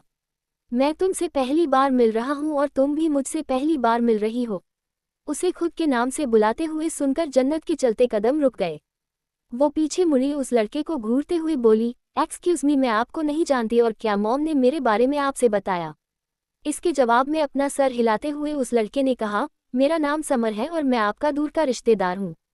रिधान भाई की शादी होने वाली है, इसलिए मैं अपनी मॉम के साथ आया हूँ, पर मुझे नहीं पता था कि आप इतनी ज़्यादा खूबसूरत होगी। आपसे मिलकर खुशी हुई। ये कहते हुए समर ने अपना हाथ आगे बढ़ा दिया और वही जन्नत ने उसके बढ़े हुए हाथ को देखा और फिर समर को घूरने लगी। तभी समर ने कहा, देखो तुम ये मत समझना कि मैं तुमसे मिलते ही तुम्हारे साथ फ्लर्ट करने की कोशिश कर रहा हूँ। एक्चुअली मैं यहाँ पर अकेला फील कर रहा हूँ। यहाँ मेरी उम्र का मुझे कोई दिखाई नहीं दिया सिवा तुम्हारे, इसलिए मैं तुम्हारे साथ दोस्ती करके ये शादी का फंक्शन एंजॉय करना चाहता हूँ। शादी के फंक्शन के बारे में सुनकर जन्नत ने गुस्से के साथ बोली, मुझे कोई शादी का फंक्शन एंजॉय नहीं करना और ना ही मुझे कोई दोस्ती करनी है, मुझे सिर्फ अकेला रहना है। ये सुनकर हैरानी के साथ समर ने कहा, क्या हुआ आपको? क्या आपको परेशानी है किसी बात से? ये सुनते गुस्सा के साथ जन्नत ने फ्रस्ट्रेटेड होकर कहा, हाँ मैं बहुत गुस्सा हूँ और भी मेरा किसी से बात करने का मूड नहीं है, इसलिए प्लीज़ मुझसे दूर रहिए। ये कहकर वो वहाँ से सीधे कमरे की तरफ जाने लगी। तो समर भी उसके पीछे आते हुए बोला, मैं तुम्हारा मूड ठीक कर सकता हूँ, तुम मुझे एक बार मौका दो, मैं एक थेरेपिस्ट भी हूँ, मैं तुम्हें मसाज दूंगा जिससे तुम्हारा गुस्सा भी तुरंत शांत हो जाएगा। ये सुनकर जन्नत और भी ज़्यादा फ्रस्ट्रेटेड होकर बोली, देखो मुझे किसी भी थेरेपिस्ट या मसाज की ज़रूरत नहीं है, मैं अपना गुस्सा खुद से काबू कर सकती हूँ, बेहतर होगा कि आप मुझसे दूर रहिए। उसकी ये बात सुनकर समर ने मुस्कुराते हुए कहा, तुम्हें ज़्यादा कुछ नहीं करना, बस मुझे अपना हाथ दो, देखना तुम्हें बहुत जल्द समझ आ जाएगा। ये सुनकर जन्नत ने फिर से चिढ़कर कहा, देखो मैंने कहा ना, मुझे परेशान मत करो, तुम्हें एक बार में समझ नहीं। लेकिन इसके आगे वो कुछ कह पाती उससे पहले ही समर आगे बढ़कर उसके हाथ को अपने हाथ में ले लिया और बोला, देखो शांत हो जाओ, मुझे पता है कि तुम अभी मुझे जानती नहीं हो इसलिए ऐसा बिहेव कर रही हो, लेकिन बहुत कम वक्त में तुम मुझे अच्छे से जान जाओगी। मैं बहुत फ्रेंडली नेचर का हूँ और हम दोनों साथ में बहुत एंजॉय करेंगे। बस अब शांत रहो, तुम्हारा गुस्सा बहुत जल्द शांत हो जाएगा। ये सुनकर जन्नत उसे अपना हाथ छुड़ाने लगी, लेकिन तभी समर उसके हाथों को धीरे धीरे सहलाने लगा और एक अजीब तरह का मसाज देने लगा, जिससे थोड़ी देर में जन्नत का गुस्सा ही गायब हो गया और वो हल्की सांस लेने लगी। समर उसे गौर से देख रहा था। तभी उसने धीरे से कहा, मैंने कहा था ना, मैं थेरेपिस्ट हूँ और मैं बहुत अच्छे मसाज जानता हूँ। मैं दर्द को, गुस्से को, फ्रस्ट्रेशन को, एंजाइटी को बहुत आसानी से खत्म कर देता हूँ और मैं इसके लिए आगे पढ़ाई भी कर रहा हूँ, इसलिए अब तुम्हें ऐसी कोई भी प्रॉब्लम हो तो तुम मेरे पास आ जाना। ये कहते हुए वो उसके हाथ को लगातार सहलाए जा रहा था। जन्नत को काफ़ी सुकून महसूस हो रहा था, इसलिए उसने बस अपना सर हिला दिया और वही समर अभी भी मुस्कुराते हुए उसे देख रहा था। जन्नत की आंखें बंद हो गई थी और वो बस ये सब कुछ फील कर रही थी। लेकिन तभी अचानक से वहां का माहौल बदल गया। किसी ने जन्नत के हाथ को झटके से समर के हाथ से दूर छीन लिया और उसे गुस्से से अपने तरफ खींचा और समर के मुंह पर एक पंच लगा। समर 2 कदम लड़खड़ाया और उसके मुंह से एक आवाज निकल गई, जिसे सुनते ही जन्नत की आंखें खुली और वो सामने का नजारा देखकर एक पल के लिए शॉक हो गई। एपिसोड 5 रिधान का पागलपन। अब आगे। जन्नत की आंखें एकदम से बड़ी हो गई। वो सामने का नजारा देखकर शॉक थी। सामने रिधान बेहद गुस्से के साथ समर की तरफ बढ़ रहा था, तो वही समर 2 कदम लड़खड़ा गया था क्योंकि वो अचानक से इस अटैक के लिए तैयार नहीं था। लेकिन रिधान गुस्से से उसकी तरफ आया और एक जोरदार पंच उसके मुंह पर मारा। समर एक बार फिर से लड़खड़ा गया और फिर दूसरे ही पल बेहद गुस्से के साथ रिधान ने कहा, तेरी हिम्मत कैसे हुई उसे टच करने की। ये कहते हुए उसने समर के कॉलर को पकड़ लिया और वही समर जिसके होठों के कोनों से खून निकलने लगा था। उसने किसी तरह खुद को संभाला और घबरा कर बोला, भाई ये क्या कर रहे हैं आप मुझे गलत समझ रहे हैं, मैं जन्नत को वैसे टच नहीं कर रहा था, बल्कि हमारी सिचुएशन बिल्कुल अलग थी। लेकिन रिधान तो जैसे कुछ सुनना ही नहीं चाहता था। वो एक बार फिर से उसके मुंह पर पंच किया। समर की आह निकल गई। रिधान अब पीसते हुए बोला, मुझे ज्यादा एक्सप्लेन करने की जरूरत नहीं है, तूने बहुत बड़ी गलती की है, मैं तेरी जान ले लूंगा। ये कहते हुए उसने उसके पेट पर पंच किया। समर के अब मुंह से लगातार दर्द में चिल्लाने की आवाज निकालने लगी, जिसे सुनकर जन्नत अपने होश में वापस आई। होश में आते ही वो तुरंत दौड़ते हुए रिधान के पास गई और तुरंत रिधान को समर से दूर करते हुए घबराकर बोली, रिधान क्या आप पागल हो गए हैं कि कैसी हरकतें कर रहे हैं, वो मर जाएगा, वो आपका कज़न है, आप उसके साथ ऐसा कैसे कर सकते हैं, छोड़िए उसे। लेकिन रिधान पर इसका कोई असर नहीं था। वो गुस्से के साथ बोला, तुम दूर हो जाओ, अभी मैं तुम्हारा भी हिसाब करूंगा। ये सुनकर जन्नत की आंखें बड़ी हो गई और दूसरे पल वो गुस्से से बोली, आपके कहने का मतलब क्या है और आप ऐसा क्यों कर रहे हैं, आप ऐसा क्यों दिखा रहे हैं जैसे कि आपको प्रॉब्लम हुई हो उसके टच करने से। तभी रिधान गुस्से से उसके बाजू को पकड़कर बोला, हाँ हुई है मुझे प्रॉब्लम, नहीं पसंद मुझे जब कोई तुम्हें मेरे अलावा टच करता है, फिर वो चाहे मेरा कज़न ही क्यों ना हो, मैं ही सिर्फ तुम्हें टच कर सकता हूँ, गॉट इट। ये सुनते ही एकदम से जन्नत स्पीचलेस हो गई। उसके पास तो कुछ बचा ही नहीं कि वो क्या बोले। इधर दूसरे ही पल बेहद गुस्से के साथ रिधान समर की तरफ मुड़ा और बोला, तूने उसको टच कैसे किया। ये कहकर वो फिर से अपने हाथों का पंच बनाया और उसके तरफ बढ़ा। जन्नत और समर दोनों ही ये सब कुछ देखकर डर गए थे। जन्नत दूसरे ही पल रिधान की तरफ बढ़ी और उन दोनों के बीच आकर खड़ी होकर गुस्से से बोली, बस कीजिए रिधान, अगर अब आपने समर के ऊपर हाथ उठाया तो मुझसे बुरा कोई नहीं होगा। ये सुनकर रिधान दांत पीसकर बोला, तुम रुकोगी मुझे, तुम्हारी औकात है उसे टच करने की, या फिर तुम्हें टच करवाने में मजा आता है? क्या तुम्हें इसका टच पसंद आया? इसने तुम्हारे हाथ को टच किया था ना? ये कहते हुए उसने उसके कलाई को बेरहमी से पकड़ लिया। उसकी पकड़ इतनी बुरी थी कि जन्नत की दर्द भरी आवाज निकल गई। ये देखते ही अब समर ने गुस्से के साथ कहा, भाई बस कीजिए, क्या पागल हो गए हैं आप गलत समझ रहे हैं। जन्नत काफी गुस्से में थी, इसलिए मैं उसे शांत करने की कोशिश कर रहा था। मैं थेरेपिस्ट हूँ और मुझे कई सारे ट्रिक आते हैं, और आप जो इतने गुस्से में हैं, मैं आपके गुस्से को भी शांत कर सकता हूँ। प्लीज मुझे मौका दीजिए। ये सुनते ही रिधान गुस्से से उसकी तरफ देखकर बोला, आई विल किल यू। ये सुनकर अब समर बिल्कुल चुप हो गया। तभी जन्नत ने दांत पीसते हुए कहा, इनफ, अब मैं आपकी कोई बात नहीं सुनूंगी। एक तो सब मुझे परेशान करते हैं, और अगर कोई मुझे शांत करने की कोशिश करता है, कोई मुझसे बात करने की कोशिश करता है, तो आप उससे ऐसी बात करते हैं। यू नो व्हाट, मुझे अच्छे से पता है कि आप किस तरह के इंसान हैं, इसलिए आप मुझसे और समर से दूर रहिए। हम दोनों को आपसे कोई बात नहीं करनी। ये कहकर वो समर की तरफ मुड़ी और बोली, समर तुम्हारे होठों से खून निकल रहा है, चलो मैं तुम्हें बैंडेज कर देती हूँ। उसकी ये बात सुनते ही रिधान के एक्सप्रेशंस बदल गए। उसने गुस्से से उसके गर्दन को पकड़कर कहा, कहीं ऐसा ना हो कि तुम्हें इसे सिर्फ बैंडेज ही लगाना पड़े, बल्कि तुम्हें इसकी चिता पर आग लगाना पड़ जाए। जैसे ही जन्नत ने ये सुनो, वो बिल्कुल दंग रह गई और वही समर की तो रंग उड़ गए। वो तुरंत घबरा कर बोला, भाई आप कैसी बातें कर रहे हैं? क्या आप मुझे मारना चाहते हैं, वो भी बिना मेरी किसी गलती के? और मैंने ऐसा भी क्या कर दिया जो आप जन्नत के लिए इतना ज़्यादा मेरे साथ कर रहे हैं? जन्नत से पूछ लीजिए, मैंने उसे सिर्फ शांत करने की कोशिश की है, इससे ज़्यादा कुछ भी नहीं। ये सुनकर रिधान चिल्लाते हुए बोला, मुझे फर्क नहीं पड़ता तुमने क्या करने की कोशिश की, लेकिन मुझे बस ये जानना है कि तुमने इसे छुआ कैसे। ये सुनकर एक बार फिर से समर चुप हो गया। इधर जन्नत पहले ही ईशानी की वजह से काफी ज्यादा फ्रस्ट्रेटेड थी, इसलिए अब रिधान की ऐसी बातें सुनकर उसकी आंखों से आंसू निकल आए और उसने सिसकते हुए कहा, बस कीजिए रिधान, मैं बहुत ज्यादा परेशान हो गई हूँ। पहले मेरी लाइफ में इतनी ज्यादा प्रॉब्लम है, ऊपर से आपकी ऐसी बातें मुझे तकलीफ पहुंचा रही है, और आप मारना चाहते हैं ना? तो ठीक है, मार डालिए, मुझे मार दीजिए और समर को भी मार डालिए, हम दोनों को मार दीजिए। उसके बाद आप चैन से अपनी होने वाली बीवी के साथ रहिए, क्योंकि सबको सिर्फ मेरी जान चाहिए। मैंने कभी किसी से दुश्मनी नहीं की, लेकिन मेरे इतने दुश्मन हो गए कि मुझे खुद नहीं पता कब कौन मेरी जान ले ले और कौन दोस्त की आड़ में मेरे साथ धोखेबाजी कर दे। ये कहते कहते हैं वो रोने लगी, और वही जब रिधान ने उसकी ऐसी बातें सुनी तो एक पल के लिए खामोश हो गया। तभी समर ने हिचकिचाते हुए कहा, जन्नत तुम ऐसा क्यों बोल रही हो? क्या तुमसे किसी ने कुछ कहा है? तुम मुझे काफी ज्यादा हार्ट ब्रेकिंग लग रही हो।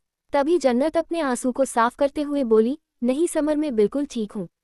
तभी समर उसके आंसू पोंछने के लिए आगे बढ़ा, लेकिन रिधान ने दूसरे पी उसके कॉलर को पकड़कर उससे दूर कर दिया और उसे घूरते हुए बोला, एक बार टच किया है उसके लिए तुम्हारे मुंह से खून निकला है, दूसरी बार टच करोगे तो कहाँ कहाँ खून निकलेगा तुम्हें खुद पता नहीं चलेगा, इसलिए दूर रहो, मैं उसे संभाल लूंगा। ये कहते हुए उसने जन्नत के हाथ को कसकर पकड़ा और उसे लेकर सीधे अंदर की तरफ बढ़ गया। इधर जन्नत ने कुछ भी रिएक्ट नहीं किया, क्योंकि वो पहले ही बहुत ज्यादा फ्रस्ट्रेटेड थी और वो बस चुपचाप चली गई। लेकिन इधर समर उन्हें जाते देख खुद से बोला, अभी भाई ने जिस तरह रिएक्ट किया वो बहुत ही अलग था। वो तो ऐसे रिएक्ट कर रहे थे जैसे कि जन्नत उनकी गर्लफ्रेंड हो और मैंने उनकी गर्लफ्रेंड को ऐसे टच किया हो, जबकि जन्नत उनकी बहन है। कोई अपनी बहन के लिए इतना पजेसिव कैसे हो सकता है?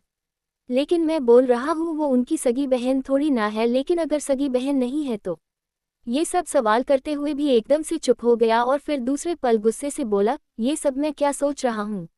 अगर आंटी को पता चला कि मैं जन्नत के बारे में ऐसा सोचा तो वो बहुत नाराज हो जाएंगी, और वैसे भी जन्नत मुझे पसंद है, मैं उसे अपनी गर्लफ्रेंड बनाने का ट्राई करूंगा, लेकिन मुझे रिधान भाई से भी अलर्ट रहना पड़ेगा, पता नहीं वो कहाँ से टपक जाते हैं। ये कहते हुए उसने अपने होठों से बह रहे खून को देखा और फिर वो अपने कमरे की तरफ बढ़ गया। इधर रिधान जन्नत को कमरे में लेकर आया और उसे सीधे गुस्से से छोड़ते हुए बोला, क्या हुआ तुम्हें, साफ साफ बताओ मुझे। जन्नत अपने आंसू साफ करते हुए बोली, मैं ठीक हूँ। रिधान गुस्से से बोला, तुम किसे बेवकूफ़ बना रही हो, बताओ मुझे क्या हुआ है, और अगर तुम नहीं बताओगी तो मैं खुद से पता लगा सकता हूँ, इतनी पावर है मेरे अंदर। सुनकर अब जन्नत गुस्से से रिधान की आंखों में देखते हुए बोली, अगर ऐसी बात है तो जाए पता लगाए, लेकिन मुझसे मत पूछिए, और एक बार अपनी होने वाली बीवी को भी अच्छे से समझा लीजिए कि वो इस घर की बहू बन रही है, मेरी माँ नहीं। ये कहकर वो गुस्से से वॉशरूम में चली गई। वही रिधान ये सुनकर एक पल के लिए चुप हो गया, लेकिन दूसरे पल वो अपने हाथों की मुट्ठी बनाते हुए बोला, जब से मेरी शादी की बात हुई है तब से ये लड़की कुछ अलग ही बिहेव कर रही है, लेकिन अगर इन सब के पीछे वो है तो मैं उसे जिंदा नहीं छोड़ूंगा। रिधान दूसरे पल वहां से बाहर निकल गया। इधर जन्नत अंदर आई तो मिरर में खुद को देखने लगी। खुद को देखते हुए वो सिसक सिसक कर रोने लगी और रोते हुए बोली, मुझे पता था जब सबको ये सच्चाई पता चलेगी कि मैं सूर्यवंशी खानदान की असली बेटी नहीं हूं तो सब मेरे खानदान के बारे में मुझे ताना जरूर मारेंगे, लेकिन मैंने ईशानी से ये एक्सपेक्ट नहीं किया था। ईशानी मेरे लिए एक दोस्त की तरह थी, लेकिन मैं ये कैसे भूल सकती हूँ कि अनु के अलावा दोस्ती में हमेशा सिर्फ मुझे धोखा ही मिला है। लेकिन मुझे अब जल्द से जल्द अपने खानदान के बारे में पता लगाना ही होगा। मुझे जानना है कि आखिर मैं असलियत में किसकी बेटी हूँ और इसमें सिर्फ वैभव भी मेरी मदद करेगा। ये सब कहते हुए वो थोड़ी देर फ्रेश हुई और फिर बाहर निकली। बाहर निकलते उसने अपना फ़ोन उठाया तो पहले ही वैभव के कई सारे मिस कॉल थे, जिसे देखकर एक पल के लिए जन्नत ने खुद से कहा, वैभव ने मेरे पास इतनी बार कॉल क्यों किया है? मैं भी ना बेवजह से ईशानी से बात करने चली गई थी, उसकी वजह से मेरा मूड भी खराब हो गया और शायद वैभव नाराज भी हो गया होगा। ये कहते हुए उसने तुरंत वैभव के पास कॉल डायल किया। कुछ ही देर में उधर से कॉल पिक हुई और वैभव की गुस्से भरी आवाज आई, जन्नत तुम आखिर कहाँ थी? तुम्हें पता है मैं कितना ज्यादा डर गया था तुम्हारे लिए, इनफैक्ट मैं तो तुम्हारे घर भी आने वाला था। तुम मेरा कॉल क्यों नहीं पिक कर रही थी? तुम्हारे रिधान ने तुम्हारे साथ कुछ किया तो नहीं? या फिर कहीं उसने तुम्हारे साथ कोई जबरदस्ती तो नहीं की? ये 30 दिन वाला चैलेंज पूरा करने के लिए देखो, अगर ऐसी बात है तो तुम मुझे बता सकती हो। तुम अच्छे से जानती हो मैंने इससे पहले भी तुम्हें उससे बचाया था। ये सब सुनकर जन्नत ने मुस्कुरा कर कहा, ऐसी बात नहीं है, तुम गलत सोच रहे हो। मैं बस वॉशरूम में थी इसलिए कॉल नहीं देख पाई, बाकी तुमने मुझे इतनी बार कॉल क्यों किया था? उसके जवाब में वैभव ने कहा, एक्चुअली कल मेरा बर्थडे है, ये तो तुम जानती हो ना, और हर बार मेरे बर्थडे पर तुम मेरे साथ होती है, पर शायद इस बार ऐसा नहीं हो पाएगा क्योंकि तुम इस बार अपने घर पर हो। और इसके आगे अभी वैभव कुछ कह पाता उससे पहले ही जन्नत ने गुस्से के साथ कहा, जब मैं हर साल तुम्हारी बर्थडे पर रहती हूँ तो इस बार क्यों नहीं रहूंगी? इस बार भी रहूंगी, तुम फिक्र मत करो, मैं जरूर आऊंगी। और तुमसे मिलने के बाद मुझे तुम्हें एक काम भी देना है क्योंकि वो काम सिर्फ तुम ही कर सकते हो। ये सुनकर वैभव ने कहा, हाँ जरूर, तुम बस कल टाइम पर आ जाना, मैं तुम्हारे लिए गाड़ी भेजूंगा। उसके जवाब में जन्नत ने कहा, नहीं इसकी कोई ज़रूरत नहीं है, मैं आ जाऊंगी। जिसके बाद कॉल कट हुआ और जन्नत ने खुद से कहा, मेरा और वैभव का रिश्ता बहुत अलग है। वैभव मेरे लिए बहुत मायने रखता है, इन्होंने हमेशा मेरी मदद किया और मैं इनसे रिश्ता नहीं तोड़ सकती रिधान की वजह से, जो खुद ईशानी के साथ शादी करने जा रहा है। ये सब कहते हुए जन्नत की आंखों में एक अलग ही गुस्सा दिखाई दे रहा था, जिसका एहसास उसे खुद भी नहीं था। एपिसोड 6, जन्नत तुम रिधान से प्यार करती हो? योजक चिन्ह। शाम का वक्त था और जन्नत घर से बाहर निकल गई। इधर उधर काफी तैयारियां हो रही थी क्योंकि कल मंगनी थी। इस वक्त भावना नौकरों से कुछ बात कर रही थी, लेकिन तभी ईशानी गुस्से में वहां आए और बोली, आंटी क्या आप मुझे बताएंगी कि रिधान कहाँ है? उसकी आवाज सुनकर भावना ने उसकी तरफ नासमझी में देखते हुए कहा, क्यों, क्या हुआ बेटा? तुम रिधान के बारे में क्यों पूछ रही हो? इसके जवाब में ईशानी ने कहा, मुझे बस उससे कुछ बात करनी है। भावना ने उसे गौर से देखते हुए पूछा, ईशानी तुम काफी गुस्से में लग रही हो, क्या हुआ? तुम्हारे और रिधान के बीच सब कुछ ठीक तो है ना? कोई प्रॉब्लम तो नहीं है? इस पर ईशानी गुस्से से बोली, आपको पता है रिधान ने क्या किया है? उसने मेरे दादा के एक प्रोजेक्ट को बर्बाद कर दिया और उसका रीजन तक नहीं बताया। अब आप ही बताएं, इन सब में मैं कैसे चुप बैठ सकती हूँ? मेरी उससे शादी होने जा रही है और वो मुझसे एक बार बात तक नहीं कर रहा। उस प्रोजेक्ट में मैंने कितनी मेहनत की थी। ये सुनते ही भावना शॉक हो गई और बोली, क्या उसने तुम्हारा प्रोजेक्ट बर्बाद कर दिया? पर ऐसा कैसे हो सकता है, और वो ऐसा कर भी कैसे सकता है? तुम्हें शायद कोई गलतफहमी हो रही है, वो ऐसा नहीं करेगा। ईशानी गुस्से से बोली, मुझे गलतफहमी नहीं हो रही है, रिधान ने खुद मेरे डैड से बात की है। आप बताएं आंटी, आखिर उसने ऐसा क्यों किया? अगर उसे मुझसे शादी नहीं करनी तो वो साफ साफ मना कर सकता है ना? तभी पीछे से एक भारी आवाज आई, मैंने तो पहले ही तुमसे मना किया था, लेकिन तुमने मेरी बात नहीं मानी, इसलिए मुझे ऐसे कदम उठाने पड़े। रिधान की आवाज सुनकर ईशानी तुरंत गुस्से से पीछे मुड़ी। उसे देखकर उसने दांत पीसते हुए कहा, रिधान तुम कहना क्या चाहते हो?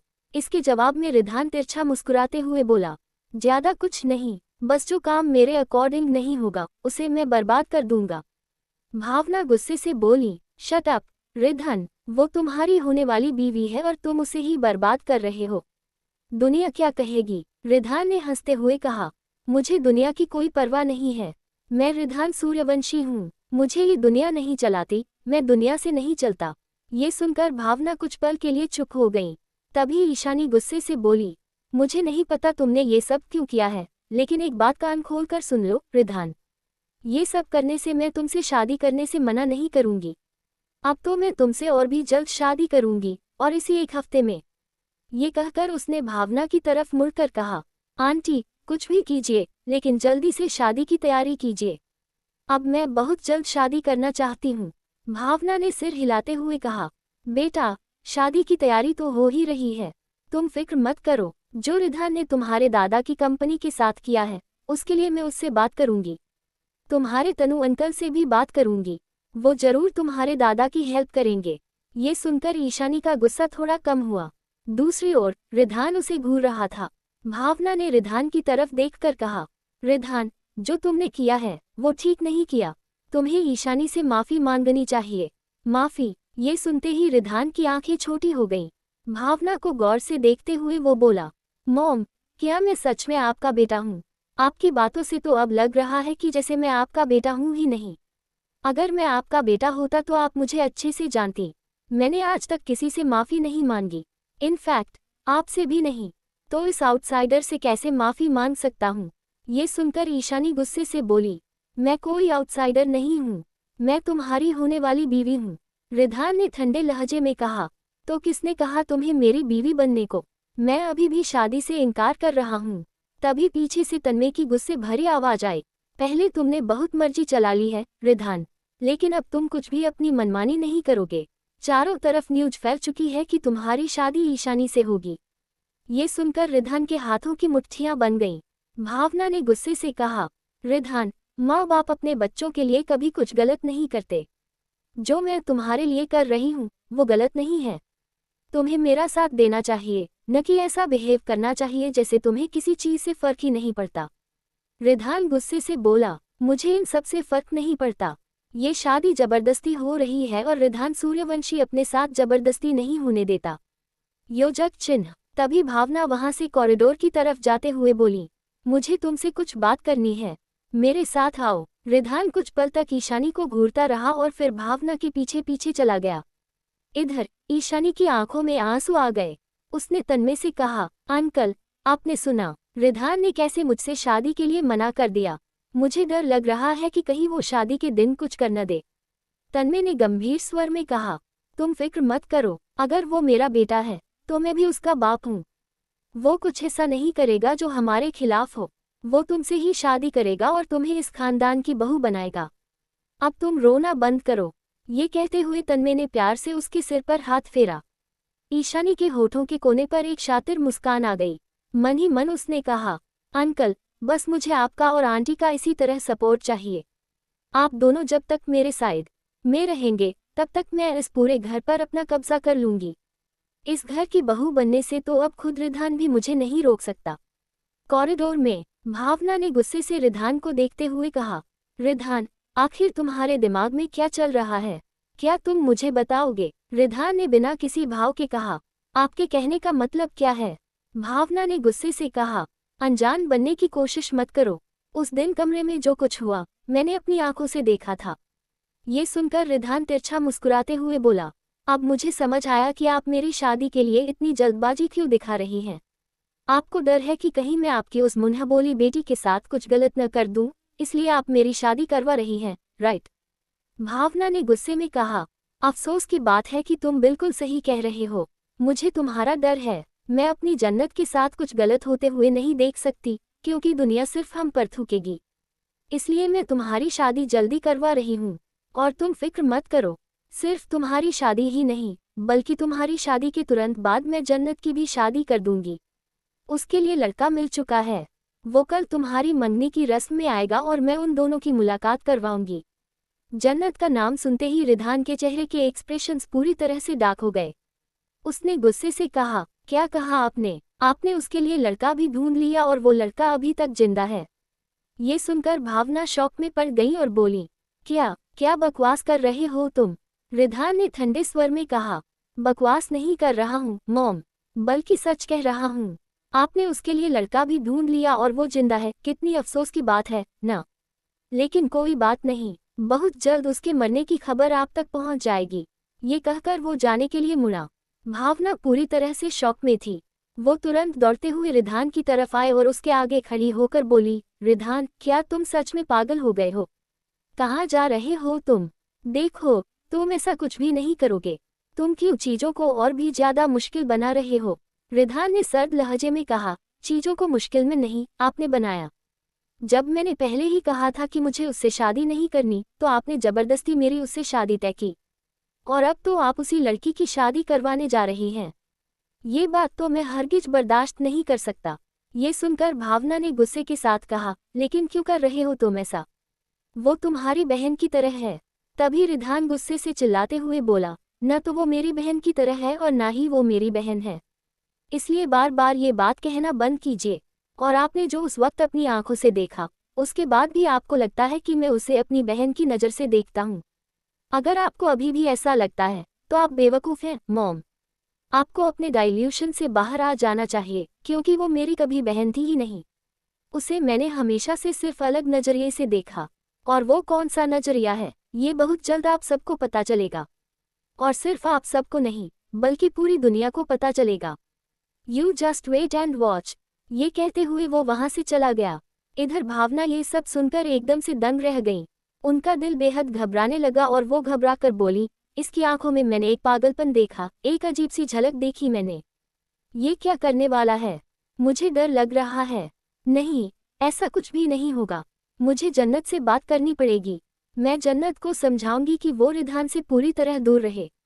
अगर वो उससे बात करने की कोशिश भी करता है, तो वो उससे बात ना करे। अगर वो कहीं उससे मिलने के लिए बुलाता है, तो वो कहीं भी ना जाए। हाँ, मुझे उससे बात करनी ही पड़ेगी। ये सोचते हुए वो तुरंत वहां से हाल की तरफ आए और जन्नत के पास कॉल डायल की। लेकिन इधर दूसरी तरफ कैफे के अंदर जन्नत और वैभव एक दूसरे के सामने बैठे हुए थे। वैभव ने जन्नत का हाथ पकड़कर धीरे से कहा, जन्नत, क्या बात है? तुम क्या सोच रही हो? जब से आए हो तुम बहुत चुप हो। सब कुछ ठीक है ना?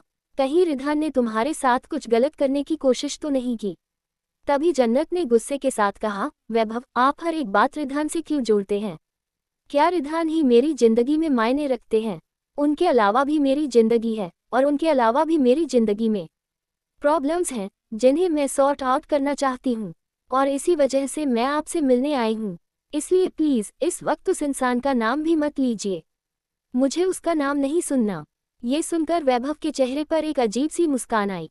उसने कहा, इसका मतलब है उस इंसान ने तुम्हें बहुत ज्यादा परेशान कर लिया है, इसलिए तुम उसे इतनी ज्यादा नफरत करने लगी हो।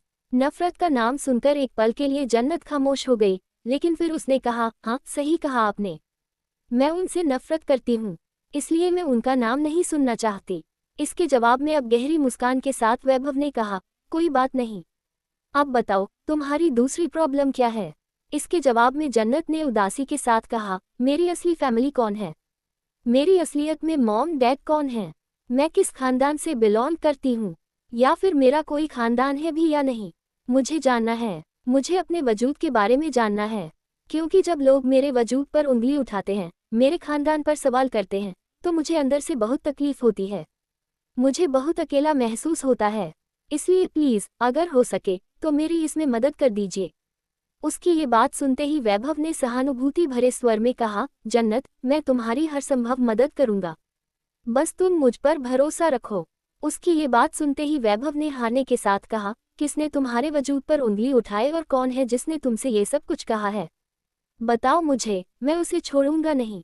ये सुनकर अपना सरनामे हिलाते हुए जन्नत ने कहा, नहीं, फिलहाल के लिए मैं ये नहीं बता सकती।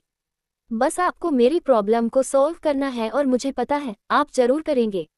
वैभव ने उसे कुछ पल तक देखा, फिर उसके हाथ को कसकर पकड़कर बोला, मुझ पर भरोसा है ना जन्नत? वैभव की आंखों में ध्यान से देखते हुए जन्नत बोली, हाँ, खुद से भी ज्यादा। ये सुनकर गहरी सांस लेते हुए वैभव ने कहा, तो फिर तुम फिक्र मत करो। मैं बहुत जल्द तुम्हारे असली खानदान के बारे में पता लगाऊंगा। लेकिन तभी जन्नत ने कहा, मेरे पास ज्यादा टाइम नहीं है। मुझे किसी को उसकी औकात दिखानी है। इसलिए आप प्लीज़ इन्हीं 2 दिनों के अंदर मेरी असली फैमिली के बारे में पता लगाए। फिर वो चाहे जो कोई भी हो, मुझे बस जानना है। 2 दिन का नाम सुनकर वैभव ने कहा, क्या तुम सच में चाहती हो कि मैं इतनी जल्दी पता लगाऊं? क्योंकि मुझे इसके लिए बहुत कुछ जानना पड़ेगा। इसके जवाब में जन्नत ने गुस्से के साथ कहा, मुझे फर्क नहीं पड़ता इसके लिए आपको क्या करना है, क्या नहीं। लेकिन मुझे बस इतना पता है कि मैं जल्द से जल्द अपने परिवार के बारे में जानना चाहती हूँ। That's it. उसकी बात सुनकर वैभव ने कहा, ऑलराइट, मैं तुम्हारा ये काम जरूर करूँगा। जन्नत ने सिर हिलाया और फिर मुस्कुराते हुए बोली, मैंने तुम्हारी फेवरेट कॉफ़ी ऑर्डर की है। जन्नत की मुस्कान देखकर वैभव ने भी हल्की मुस्कान दी, लेकिन तभी जन्नत का फ़ोन बजने लगा। उसने फ़ोन देखा तो एक अनजान नंबर था। कॉल उठाकर उसने पूछा, हेलो, कौन बोल रहा है? उधर से आवाज़ आई, जन्नत, मैं आशी बात कर रही हूँ। मुझे तुमसे मिलना है। क्या तुम मुझसे मिलने आ सकती हो? मैं अपने कैफ़े के बाहर हूँ। आशी की आवाज़ सुनते ही जन्नत एक पल के लिए खामोश हो गई, फिर कुछ सोचते हुए बोली, हाँ, जरूर। मैं तुमसे मिलने आ रही हूँ। अभी मैं बाहर ही हूँ, तो मुझे वक्त नहीं लगेगा। वहीं मेरा इंतजार करो। आशी ने मुस्कुराकर कहा, thank you so much. Actually मेरे पास पैसे नहीं है कि मैं टैक्सी करके तुम्हारे घर आ सकूं। इसलिए मैंने तुम्हें खुद मिलने के लिए बुला लिया। मैं बहुत अकेला महसूस कर रही हूँ। आशी की ये बात सुनकर जन्नत मुस्कुराते हुए बोली, तुम फिक्र मत करो, मैं तुम्हारे पास आ रही हूँ। ये कहते हुए उसने कॉल कट किया और अपनी जगह से उठकर बोली, मैं जा रही हूँ। तभी वैभव अपनी जगह से उठकर बोला, कहाँ जा रही हो? अभी तो तुमने कॉफ़ी पी भी नहीं। जन्नत ने कहा, नहीं, एक्चुअली मेरी दोस्त मेरा इंतजार कर रही है। वैभव ने गुस्से के साथ कहा, वो इंतजार भी तो कर सकती है ना? इसके जवाब में जन्नत ने कहा, नहीं, वो अनु नहीं है। अनु होती तो मैं उसे इंतजार करने के लिए कहती, पर वो थोड़ी अलग है, इसलिए मुझे उससे अभी के अभी मिलने जाना पड़ेगा। मैं तुमसे बाद में बात करती हूँ। ये कहकर वो बाहर जाने लगी। तभी वैभव ने कहा, चलो, मैं तुम्हें ड्रॉप कर देता हूँ। जन्नत ने कहा, नहीं, मैं अपनी कार से आई हूँ। तुम जाओ। वैसे भी मैंने बीच मीटिंग में तुम्हें बुलाया था, पर फिर भी तुम हमेशा मेरी ज़रूरत के टाइम पर मेरे पास आते हो। Thank you so much. इसके बाद वो वहाँ से चली गई। लेकिन वैभव उसे जाते हुए देखकर और फिर आखिर में मुस्कुराकर बोला, फाइनली तुम्हारी आंखों में मैंने उसे सिद्धांत के लिए नफरत देख ली। 30 दिन पूरे होने में बहुत कम वक्त बचा है। बहुत जल्द मैं ये चैलेंज जीत जाऊंगा और फिर तुम्हें अपने करीब करूंगा। और फिर उसे सिद्धांत सूर्यवंशी को हराऊंगा। ये कहते हुए वैभव हंसने लगा और वहां से बाहर निकल गया। इधर जन्नत अपनी कार में बैठी और सीधे कैफे के लिए निकल गई। कुछ ही देर में कार कैफे के बाहर रुकी। वो बाहर निकली और अंदर की तरफ गई। कैफे के गेट पर ही आशी खड़ी थी। उसने मास्क लगाया हुआ था। आशी को दूर से ही जन्नत ने पहचान लिया।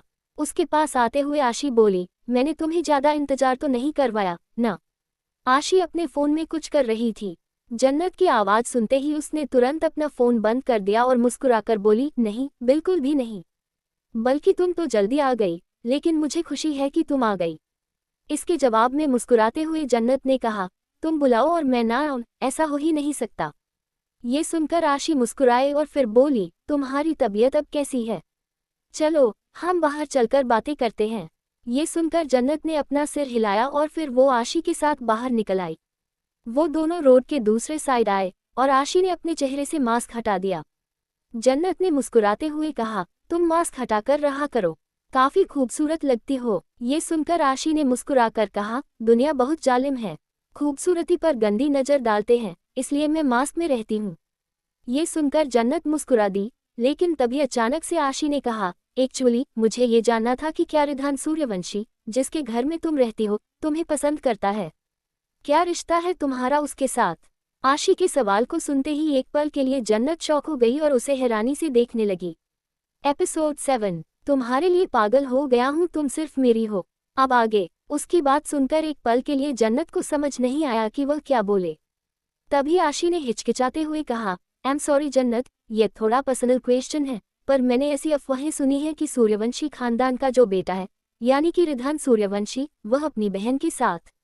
इसके आगे अभी आशी कुछ कह पाती, उससे पहले ही जन्नत ने गुस्से के साथ कहा, शट अप। वह मेरा कोई भाई नहीं है और न ही मैं उनकी कोई बहन हूँ।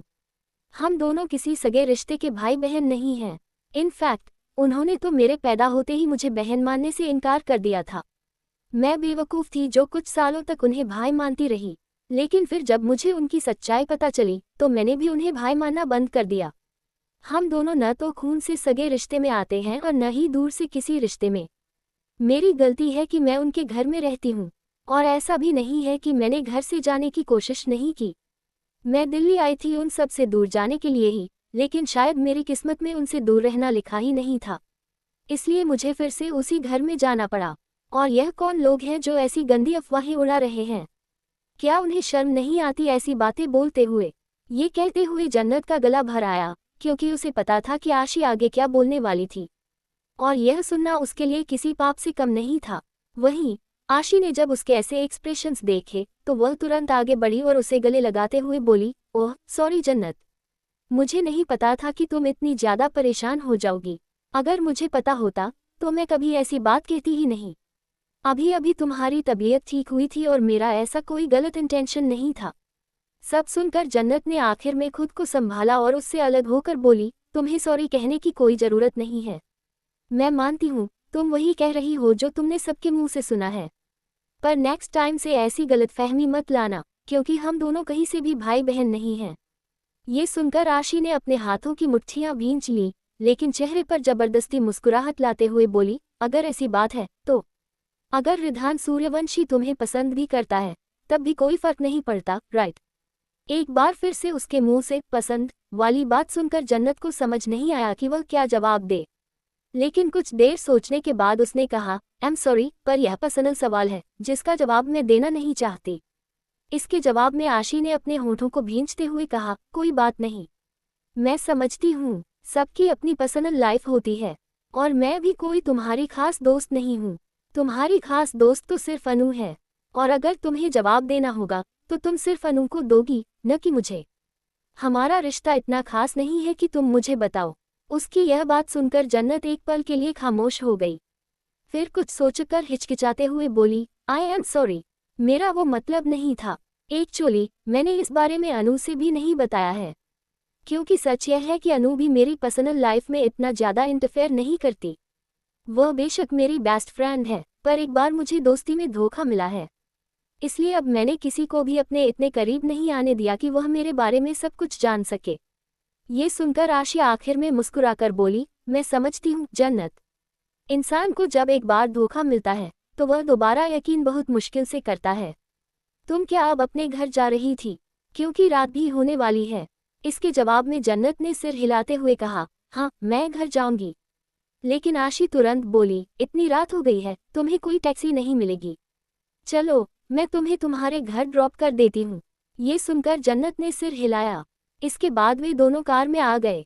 कार में आने के बाद कुछ देर तक शांति छाई रही, लेकिन तभी आशी ने कुछ सोचते हुए कहा, वैसे जन्नत, मैंने न्यूज़ में ये भी सुना कि कल रिधान सूर्यवंशी की मम्मी भी होने वाली है, तो क्या तुम अपने दोस्तों को इनवाइट नहीं करोगी? ये सुनते ही एक पल के लिए जन्नत को अपने दिल में एक अजीब सा दर्द महसूस हुआ, लेकिन उसने दूसरे ही पल जबरदस्ती मुस्कुराते हुए कहा, एक्चुअली मेरी तबीयत बीच में खराब हो गई थी, इसलिए मेरी सारी एक्साइटमेंट ही चली गई। लेकिन मैंने सोचा था कि मैं कॉल करके एक बार सबको इनवाइट कर दूंगी, पर अच्छा हुआ तुमने याद दिला दिया, तो तुम कल जरूर आना, बाकी मैं अनु को भी कॉल कर दूंगी। ये सुनकर आशी तिरछी स्माइल के साथ बोली, थैंक यू सो मच, अब तुमने इनवाइट कर दिया तो मैं कल जरूर आऊंगी। जन्नत ने भी सिर हिलाया। इसके कुछ ही देर बाद उसने आशी को उसके अपार्टमेंट ड्रॉप किया और खुद पैलेस के लिए निकल गई। कुछ ही देर में जन्नत पैलेस में पहुंची, लेकिन जैसे ही वह अंदर आए, भावना सोफे पर बैठी उसे देखते हुए बोली, जन्नत तुम इतनी देर से कहाँ रह गई थी? मैं कब से तुम्हारा इंतजार कर रही थी। बेटा, यह शादी का घर है, यहाँ बहुत सारे काम होते हैं और मैं अकेली क्या क्या करूँगी, तुम्हें मेरी मदद करनी चाहिए ना। ये सुनकर जन्नत ने तुरंत कहा, आई एम सॉरी मॉम, मैं अपने फ्रेंड से मिलने चली गई थी, बताए क्या काम है, मैं सारे काम करूँगी। ये कहते हुए वह अंदर आई तो भावना ने मुस्कुराकर कहा, फिलहाल के लिए तुम एक बहुत इंपॉर्टेंट काम करो, जाओ जाकर डिनर कर लो और रेस्ट कर लो, उसके बाद सो जाओ, फिर जब सुबह होगी तभी मैं तुम्हें कोई काम बताऊंगी। ये सुनकर जन्नत हंसते हुए बोली, मॉम आप भी ना, मुझे लग रहा था पता नहीं कौन सा बड़ा काम बताने वाली हैं आप। ये सुनकर भावना भी मुस्कुराते हुए बोली, तुम्हारी हेल्थ से बढ़कर मेरे लिए और कुछ भी नहीं है, अब जाओ जाकर आराम करो। ये सुनकर जन्नत ने सिर हिलाया और डिनर करने के लिए किचन में चली गई। लेकिन उसने थोड़ा ही डिनर किया और फिर अपने कमरे में चली गई।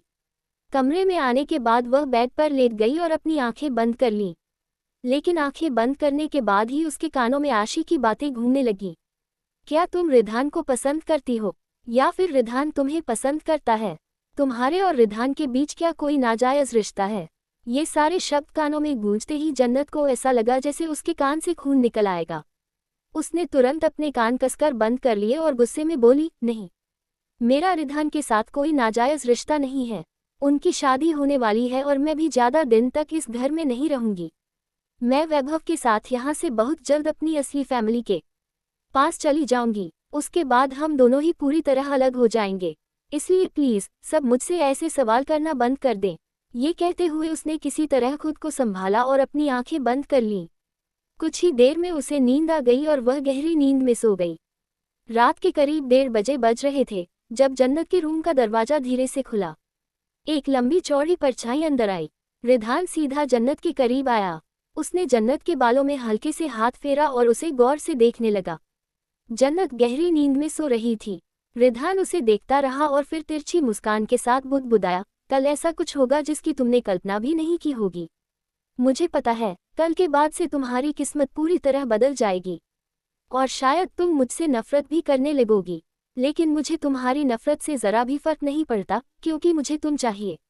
मैं पागल हो गया हूँ तुम्हारे लिए और इस पागलपन में तुम्हें अपना बनाकर ही रहूँगा। ये कहते हुए उसने तिरछी मुस्कुराहट के साथ जन्नत के होठों को हल्के से चूम लिया। जन्नत नींद में ही हल्का सा कसमसा गई, लेकिन रिधान वहां से चुपचाप बाहर निकल गया।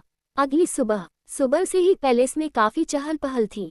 आज मंगनी की रस्म थी और ईशानी अपने कमरे में तैयार हो रही थी। उसे तैयार करने के लिए मेकअप आर्टिस्ट को बुलाया गया था। कुछ खास मेहमान ही इस समारोह में आमंत्रित थे। ईशानी के माता पिता भी वहां आ चुके थे। वहीं जन्नत इस वक्त भावना जी के साथ मंदिर में उनकी मदद कर रही थी। पंडित जी मंदिर में पूजा करवा रहे थे। तभी भावना ने जन्नत से कहा, जन्नत बेटा, जाओ जाकर ईशानी को लेकर आओ। तब तक मैं रिधान को कॉल कर लेती हूँ। पता नहीं वह सुबह से कहाँ चला गया है। कुछ ही देर में मंगनी की रस्म भी शुरू हो जाएगी और हमारे मेहमान भी आ चुके हैं। ये सुनकर जन्नत ने सिर हिलाया और ईशानी के कमरे की तरफ बढ़ गई। जब वह कमरे में पहुंची तो उसने देखा कि ईशानी लाल रंग की डायमंड शेप की साड़ी पहनकर तैयार खड़ी थी। वह बेहद खूबसूरत लग रही थी और उसकी माँ उसकी नज़र उतार रही थी। ईशानी को देखकर जन्नत के चेहरे पर हल्की सी मुस्कान आ गई। ईशानी, तुम बहुत खूबसूरत लग रही हो, जन्नत ने कहा। उसकी आवाज़ सुनते ही ईशानी के एक्सप्रेशन बदल गए। वह गुस्से में बोली, अब तुमने कह दिया तो शायद मैं बदसूरत हो जाऊंगी। ये सुनते ही जन्नत का चेहरा उतर गया। उसने हिचकिचाते हुए कहा, तुम ये क्या कह रही हो? इसके जवाब में ईशानी गुस्से से बोली, वही जो तुमने सुना। तुम्हें पता है ना कि तुम्हारी ऐसी तारीफ मुझे बिल्कुल पसंद नहीं है। इसलिए बेहतर होगा कि तुम मेरी तारीफ ही मत किया करो। और तुम यहाँ क्या कर रही हो? क्या फिर से मेरा मजाक उड़ाने आए हो? ये सुनकर जन्नत ने हिचकिचाते हुए कहा, ईशानी देखो, यहाँ तुम्हारे मम्मी पापा भी हैं, आर्टिस्ट भी हैं। जन्नत की बात पूरी होने से पहले ही ईशानी की माँ गुस्से में बोली, मेरी बेटी मुझसे कुछ नहीं छुपाती। उसने सब बता दिया कि किस तरह तुम जिस थाली में खाती हो उसी में छेद करती हो। तुम्हें शर्म नहीं आती? ईशानी की माँ की यह बात सुनते ही जन्नत हैरान रह गई। उसने रुआंसी होकर कहा, ईशानी तुमने ऐसा क्यों किया? तुमने अपनी माँ से मेरे बारे में ऐसी बातें क्यों बताईं? ईशानी ने हंसते हुए कहा, तो क्या गलत किया? आखिर जो सच है वही तो बताया। और वैसे भी अब मुझे तुम्हारा कोई डर नहीं है। अभी कुछ ही देर में मेरी मंगनी हो जाएगी और 2 दिन बाद मेरी शादी। मैं बहुत खुश हूँ। अब तुम चाहकर भी रिधान को मेरा होने से नहीं रोक सकती। ये कहते हुए ईशानी के चेहरे पर घमंड झलक रहा था। वहीं जन्नत ने बस अपने हाथों की मुठ्ठियां भींच लीं। तभी ईशानी की माँ जन्नत के पास आकर गुस्से में बोली, देखो, मैं नहीं जानती कि तुम किसकी औलाद हो और ऐसा क्यों कर रही हो, लेकिन एक बात कान खोलकर सुन लो, मेरी बेटी इसी घर की बहू बनने जा रही है। इसलिए तुम उसके साथ तमीज से पेश आना, वरना रिधान से कहकर तुम्हें धक्के मारकर बाहर निकलवा दूंगी। ये सुनकर जन्नत ने अपने हाथों की मुठ्ठियां खोल दी और बोली, आंटी, मैं अभी तक आपकी उम्र का लिहाज कर रही थी, पर शायद आप तमीज के लायक नहीं हैं। खैर, अगर ईशानी इस घर की बहू बनती भी है तो मुझे कोई फर्क नहीं पड़ता, क्योंकि कुछ ही वक्त में मैं खुद यहाँ से चली जाऊंगी। उसके बाद ईशानी इस घर पर राज करे या कुछ और, मुझे फर्क नहीं पड़ता। मैं यहाँ बस उसे बुलाने आई थी, क्योंकि नीचे मंगनी की रस्म शुरू होने जा रही है। ये कहकर जन्नत गुस्से से वहां से चली गई। ईशानी ने दांत भींचते हुए कहा, इस लड़की के अंदर कितना घमंड है।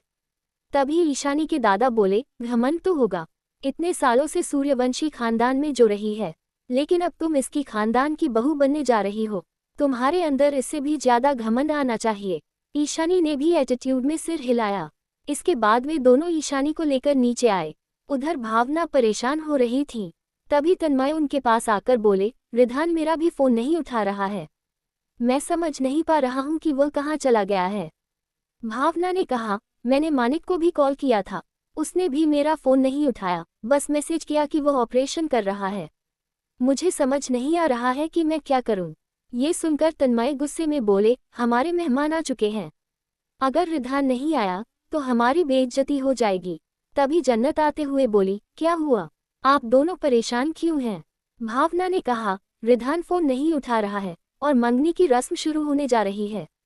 ये सुनते ही जन्नत हैरान होकर बोली, लेकिन उन्होंने तो कहा था कि वह मंगनी अटेंड करेंगे, तो फिर ऐसा क्यों कर रहे हैं?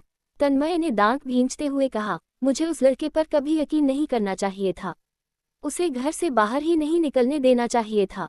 भावना ने घबरा कर कहा, अगर वह नहीं आया तो क्या होगा? अभी किसी ने कुछ कहा भी नहीं था कि जन्नत का फोन बज उठा। जन्नत ने देखा कि किसी अनजान नंबर से कॉल आ रही थी। उसने साइड में जाकर कॉल रिसीव की और धीरे से बोली, हेलो, कौन बोल रहा है? उधर से एक भारी आवाज आई, मैंने सुना है कि तुम अपनी असली फैमिली के बारे में पता लगाने की कोशिश कर रही हो। मुझे उनके बारे में सब पता है, अगर जानना चाहती हो तो मेरे बताए एड्रेस पर आ जाओ। ये सुनकर जन्नत एक पल के लिए हैरान रह गई और बोली, क्या तुम सच में मेरी फैमिली के बारे में जानते हो? कहीं तुम झूठ तो नहीं बोल रहे या मजाक कर रहे हो? उधर से गुस्से में आवाज आए, अगर तुम्हें यकीन नहीं करना तो मत करो, लेकिन मेरे पास उस अस्पताल का सबूत है जहां तुम पैदा हुई थी। मुझे तुम्हारी माँ के बारे में भी बहुत कुछ पता है, और मैं ये भी जानता हूँ कि तुम्हारा असली दादा तुम्हारे आसपास ही है, पर वह कौन है ये तुम्हें वहां आने पर पता चलेगा। ये सुनकर जन्नत ने झट से कहा, मैं अभी आ रही हूँ, एड्रेस भेजो। इसके साथ ही कॉल कट गया। जन्नत ने बिना भावना या तन्मय को कुछ बताए जल्दबाजी में एड्रेस के लिए निकल गई। अंडरस्कोर, कहाँ गई जन्नत? किसका कॉल आया था उसके पास? कहाँ गया रिधान? क्या होने वाला है अब? एपिसोड 8 एक बहुत बड़ा झटका। अब आगे। इधर भावना परेशान होकर तन्मय से बोली, मुझे कुछ समझ नहीं आ रहा है, आखिर ये लड़का कहाँ चला गया? मंगनी का वक्त भी हो गया है, ईशानी भी इंतजार कर रही है, उसके मॉम डैड तक आ चुके हैं, अगर रिधान नहीं आया तो बहुत बेइज्जती हो जाएगी। इसके जवाब में तन्मय ने कहा, तुम फिक्र मत करो, मैं अभी पता लगाता हूँ कि वो लड़का आखिर है कहाँ। भावना ने अपना सिर हिलाया और तन्मय सीधा स्टडी रूम में गए। कुछ ही देर में रमन स्टडी रूम में दाखिल हुआ। रमन के आते ही तन्मय ने पूछा, क्या तुमने रिधान के बारे में कुछ पता लगाया? तुम्हें पता चला कि आखिर वो लड़का कहाँ है? रमन ने सिर झुकाते हुए कहा, नहीं, मुझे उनके बारे में कुछ पता नहीं चला। मैंने उनके ऑफिस में भी पता किया, पर वो वहाँ भी नहीं है। असिस्टेंट से पूछा, लेकिन उसे भी कुछ नहीं पता। यहाँ तक कि मैंने उनके करीबी दोस्त मानिक से भी पूछा, पर उन्हें भी कुछ नहीं पता। ये सुनकर तन्मय ने परेशान होकर कहा, आखिर ये लड़का क्या कर रहा है? इसे पता है कि आज इसकी मंगनी होने वाली है, लेकिन फिर भी इस तरह से लापरवाही कर रहा है। मुझे बहुत गुस्सा आ रहा है, समझ नहीं आ रहा कि मैं इस लड़के के साथ करूं तो क्या करूं। तभी रमन ने कहा, वैसे क्या आपने उससे कभी पूछा था कि क्या वो ये शादी करना चाहता है? तन्मय ने अचकचाकर पूछा, तुम कहना क्या चाहते हो? रमन ने शांत स्वर में कहा, अगर वो ऐसे वक्त पर गायब है तो इसका मतलब यही हो सकता है कि वो ये शादी नहीं करना चाहता, वरना इस तरह से गायब होने का क्या मतलब है? ये सुनकर तन्मय गुस्से में बोले, अगर वो शादी नहीं करेगा तो क्या करेगा? उसकी उम्र देखी है तुमने?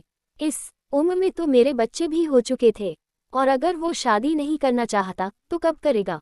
मुझे जन्नत की भी तो शादी करनी है। लोग क्या कहेंगे कि बड़े भाई की शादी नहीं हुई और छोटी बहन की शादी हो रही है।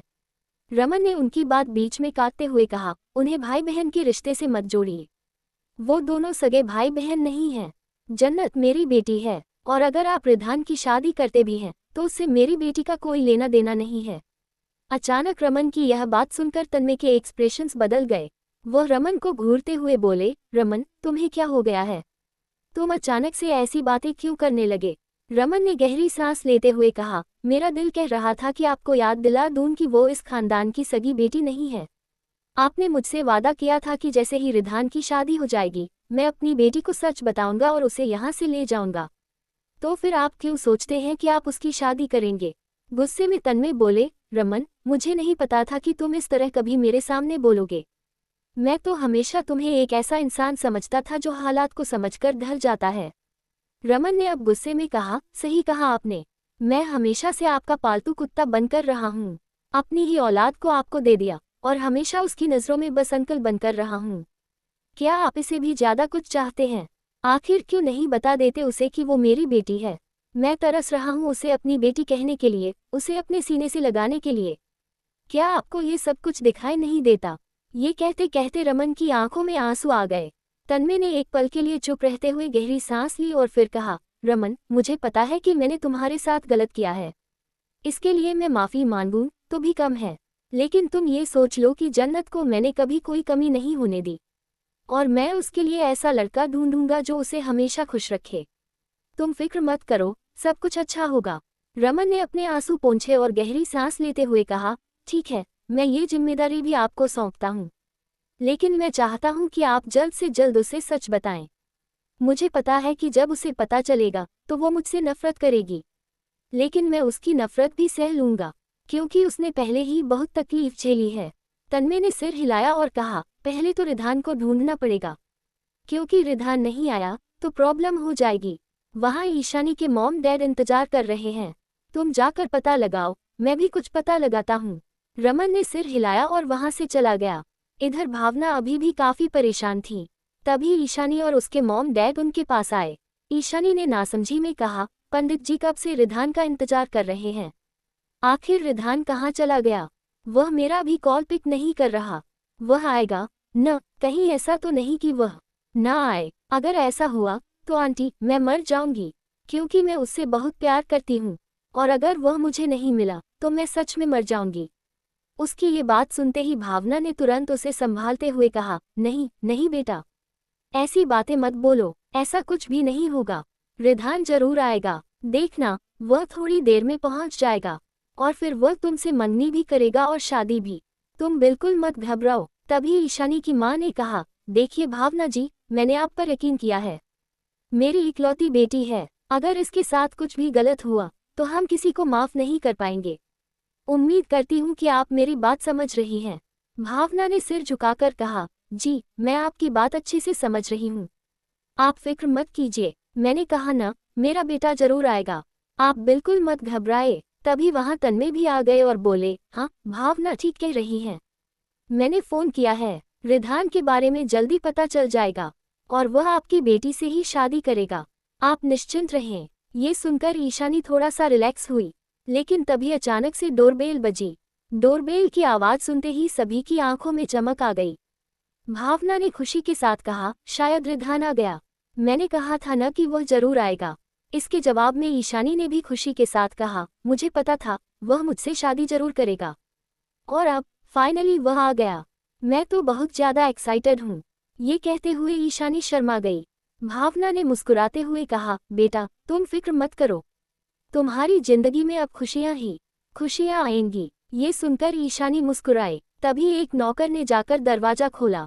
दरवाजा खुलते ही सभी की नजरें गेट पर टिक गईं, लेकिन जैसे ही उन्होंने गेट पर खड़े लोगों को देखा, उनकी आंखें फटी की फटी रह गईं। ईशानी के पैरों तले जमीन खिसक गई और वह जोर से चिल्लाए, रिधान।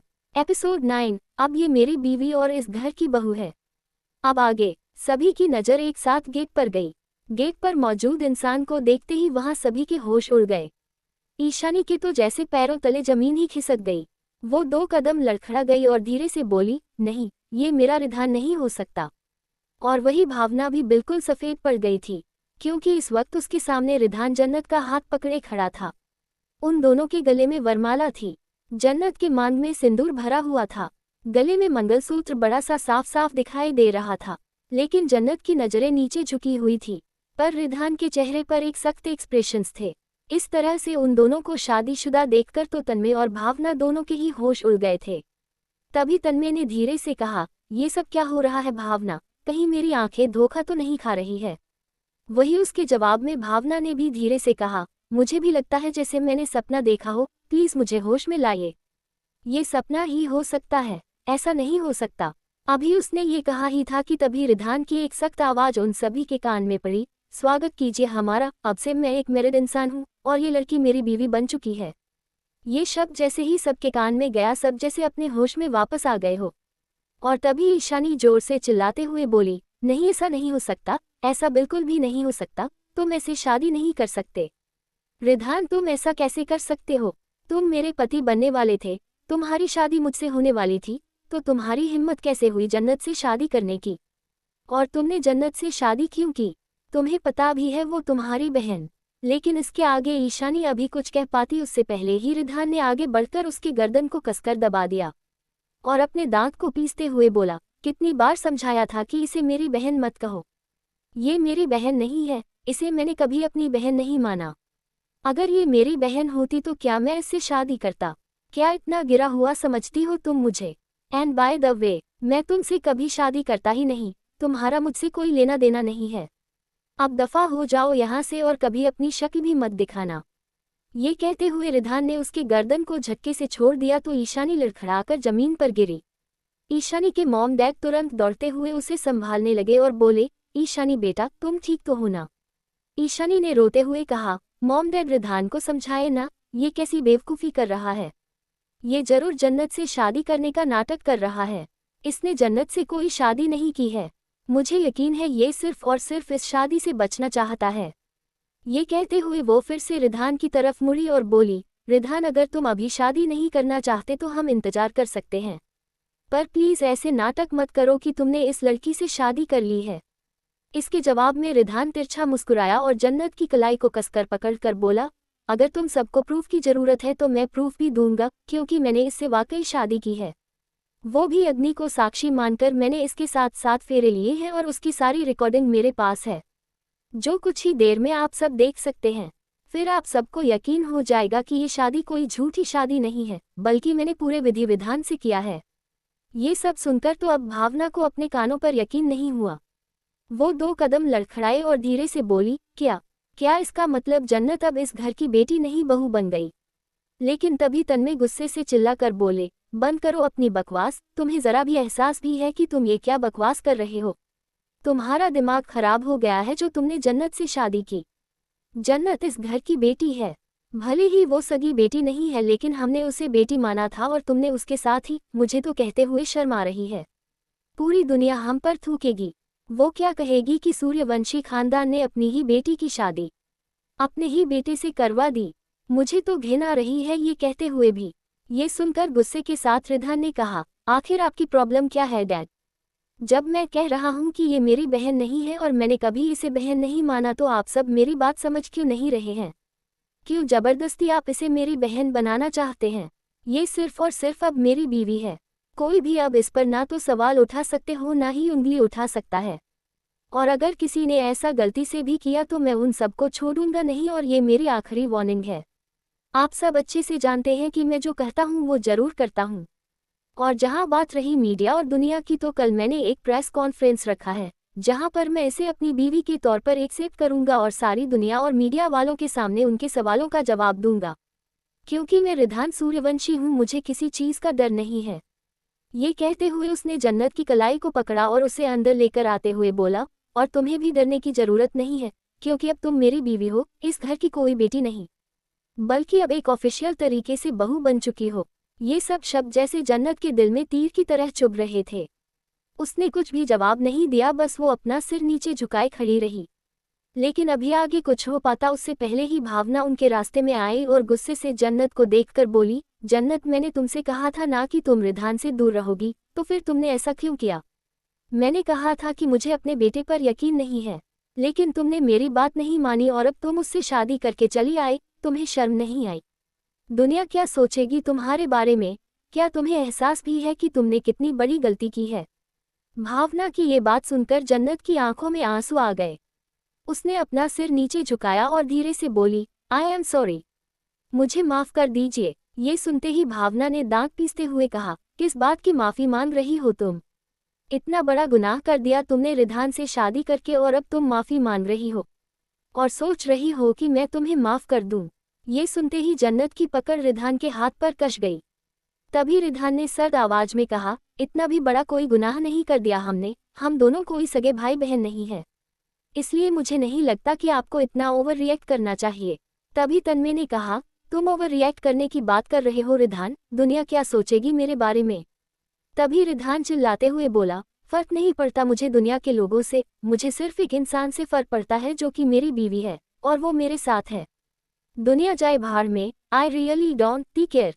और अब अगर आप सब ने दोबारा से मुझसे ये दुनिया के बारे में कुछ भी कहा तो आई प्रॉमिस यू, मैं पूरी दुनिया को आग लगा दूंगा। ये कहते हुए उसकी आंखें बेहद लाल थी, जिसे सुनकर और देखकर एक पल के लिए भावना और तन्मय दोनों ही एकदम चुप हो गए। तभी रिधान नीचे झुका और जन्नत को अपने गोद में उठाते हुए बोला, बहुत हो गई बातें और ये ड्रामा, अब सारा ड्रामा खत्म किया जाए, क्योंकि मेरी बीवी को आराम की जरूरत है।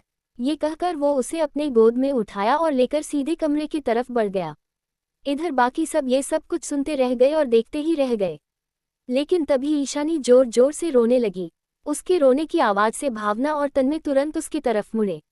उसे देखते ही भावना ने कहा, ईशानी बेटा संभालो खुद को, मुझे पता है ये सब कुछ तुम्हारे लिए और साथ में हम सबके लिए अनएक्सपेक्टेड था, पर लेकिन इसके आगे वो कुछ कह पाती उससे पहले ही ईशानी के डैड ने कहा, मिस्टर सूर्यवंशी, मिसेज सूर्यवंशी, आज यहाँ पर जो कुछ भी हुआ वो ठीक नहीं हुआ। मेरी इकलौती बेटी थी और उसे इस तरह रुलाया गया। अगर रिधान को उससे शादी नहीं करनी थी तो वो पहले बता देता, क्यों मैंने अपनी बेटी की जिंदगी इस तरह बर्बाद होने दी? और तो और आपके घर में ये सब कुछ चलता रहा और आपको ही पता नहीं चला। इसलिए कहते हैं अपना खून अपना ही होता है, किसी पराये को अगर आप अपनी बेटी बनाकर घर में लेकर आएंगे तो वो इसी तरह नाक कटवाएगी। उद्धरण चिन्ह। ये सुनते ही भावना ने गुस्से के साथ कहा, मैं मानती हूँ कि रिधान ने गलती की है और साथ में जन्नत ने भी गलती की है, लेकिन इसका मतलब ये नहीं कि आप हमारे घर के बच्चों को इस तरह से बोलेंगे।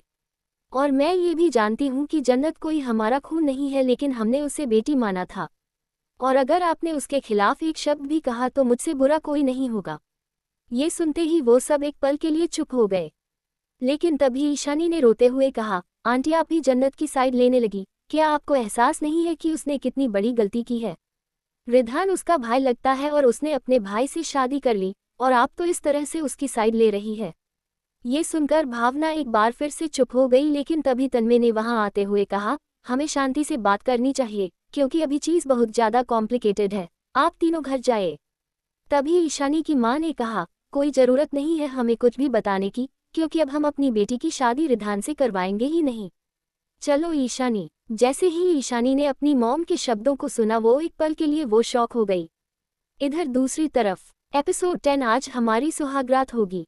अब आगे। इधर दूसरी तरफ कमरे में इस वक्त जन्नत मिरर के सामने खड़ी थी और वो खुद को बस अपने एक्स में एकटक देखे जा रही थी। उसे अभी भी यकीन नहीं हो रहा था कि वो अब एक आम लड़की नहीं बल्कि रिधान सूर्यवंशी की बीवी बन चुकी थी। वो रिधान सूर्यवंशी जिसे दुनिया कभी उसके भाई के नाम से जानती थी, लेकिन आज वो उसकी बीवी बनकर खड़ी थी। खुद की ऐसी पहचान देखकर अचानक से जन्नत की आंखों से आंसू निकले, जो सीधे लुढ़कते हुए उसके गाल पर आए। उन गर्म आंसुओं को महसूस करते ही उसने अपनी आंखें बंद कर लीं और धीरे से सिसकते हुए बोली, क्या यही मेरी किस्मत है? क्या यही लिखा था मेरी किस्मत में? क्या मैं वाकई अब रिधान सूर्यवंशी की बीवी बन चुकी हूँ? आखिर पल भर में ये सब कुछ क्या हो गया? मेरी दुनिया पलटकर रह गई और मैं कुछ नहीं कर पाई, सिर्फ अपने साथ हो रहे तमाशे को देखती रह गई। आखिर क्यों किया भगवान ने मेरे साथ इतना बड़ा? क्यों बनाया मुझे उस रिधान सूर्यवंशी की बीवी, जिसे इंसानियत की परवाह नहीं, जिसके लिए उसके अलावा कोई और दिखाई नहीं देता? उसने अपनी आवाज को और धीमा करते हुए कहा, उस इंसान ने मुझे ब्लैकमेल किया। उस इंसान ने कहा कि तुम मुझे मेरे परिवार तक पहुंचा दोगी, वो परिवार जो मेरी खुद की फैमिली है। लेकिन उससे पहले उसने मुझसे शादी की बात की और मुझे इस तरह ब्लैकमेल किया कि ना चाहते हुए भी मुझे उसके साथ फेरे लेने पड़े। आखिर अब मैं क्या करूंगी? कहाँ जाऊंगी? किस मुंह से दुनिया का सामना करूंगी? दुनिया तो सिर्फ मुझे गालियां देगी, मेरे रिश्ते पर सवाल उठाएगी कि मैंने क्या कर दिया। मैंने अपने हाथों से ही अपनी खुशियों का गला घोंट दिया। ये कहते हुए वो वहीं जमीन पर गिर पड़ी और सिसकते सिसकते रोने लगी। रोते रोते वो जमीन पर ही लेट गई और अपनी आंखें बंद कर लीं। आंसुओं से फ्लो भी भीगने लगा, लेकिन वो चुप नहीं हुई। रोते रोते कब उसे नींद आ गई, उसे एहसास नहीं हुआ। इधर दूसरी तरफ सूर्यवंशी इंडस्ट्रीज के सीईओ केबिन का दरवाजा खुला। मानिक तेजी से अंदर आया और टेबल पर अपना हाथ पटकते हुए बोला, रिधान, ये क्या किया तुमने? तुम होश में तो हो?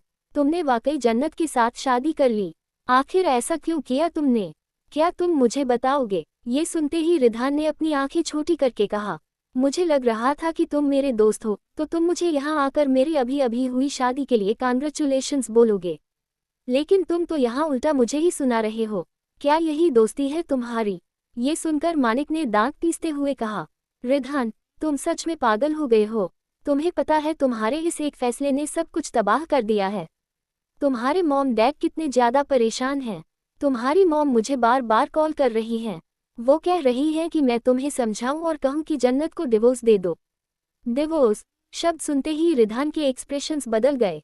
उसने बिना किसी भाव के कहा, अगर उन्होंने दोबारा तुमसे डिवोर्स की बात कही तो साफ साफ कह देना कि तुम्हारा मुझसे कोई लेना देना नहीं है। अब सिर्फ मेरी जिंदगी में एकलौती मेरी बीवी है, इसलिए मैंने सबको अपनी जिंदगी से बेदखल कर दिया है। दोस्ती के रिश्ते को भी पूरी तरह खत्म कर दिया है। ये सुनकर मानिक ने गुस्से से कहा, क्या बकवास कर रहे हो तुम? ऐसा कैसे कह सकते हो?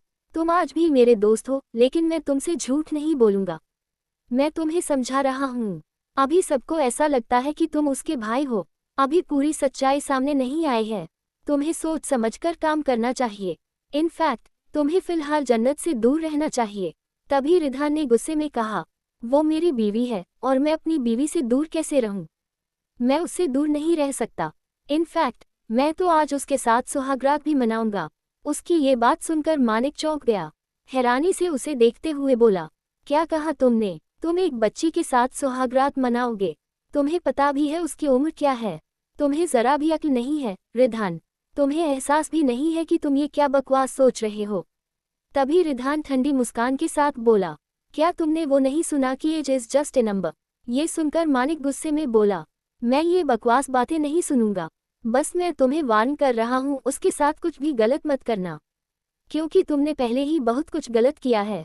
अब अगर तुम उसके साथ कोई भी जबरदस्ती करोगे तो शायद वो तुमसे हद से ज्यादा नफरत करने लगेगी, क्योंकि मुझे अच्छे से पता है कि तुमने उससे जबरदस्ती ही शादी की होगी, वरना वो इतनी समझदार है कि वो तुमसे कभी शादी नहीं करती। ये सुनकर रिधान के एक्सप्रेशंस बदल गए। उसने सख्त लहजे में कहा, अगर वो मुझसे शादी नहीं करती तो किससे करती? क्या तुम प्लान कर रहे थे उससे शादी करने का? मानिक हैरानी से उसे देखते हुए बोला, क्या तुम पागल हो गए हो? कैसी बातें कर रहे हो? मैंने उसे हमेशा अपनी छोटी बहन की नज़र से देखा है। रिधान मुस्कुराते हुए बोला, गुड, और हमेशा उसे छोटी बहन की नज़र से ही देखना। अगर तुम्हारा नजरिया बदला तो मैं तुम्हें ही बदल दूंगा।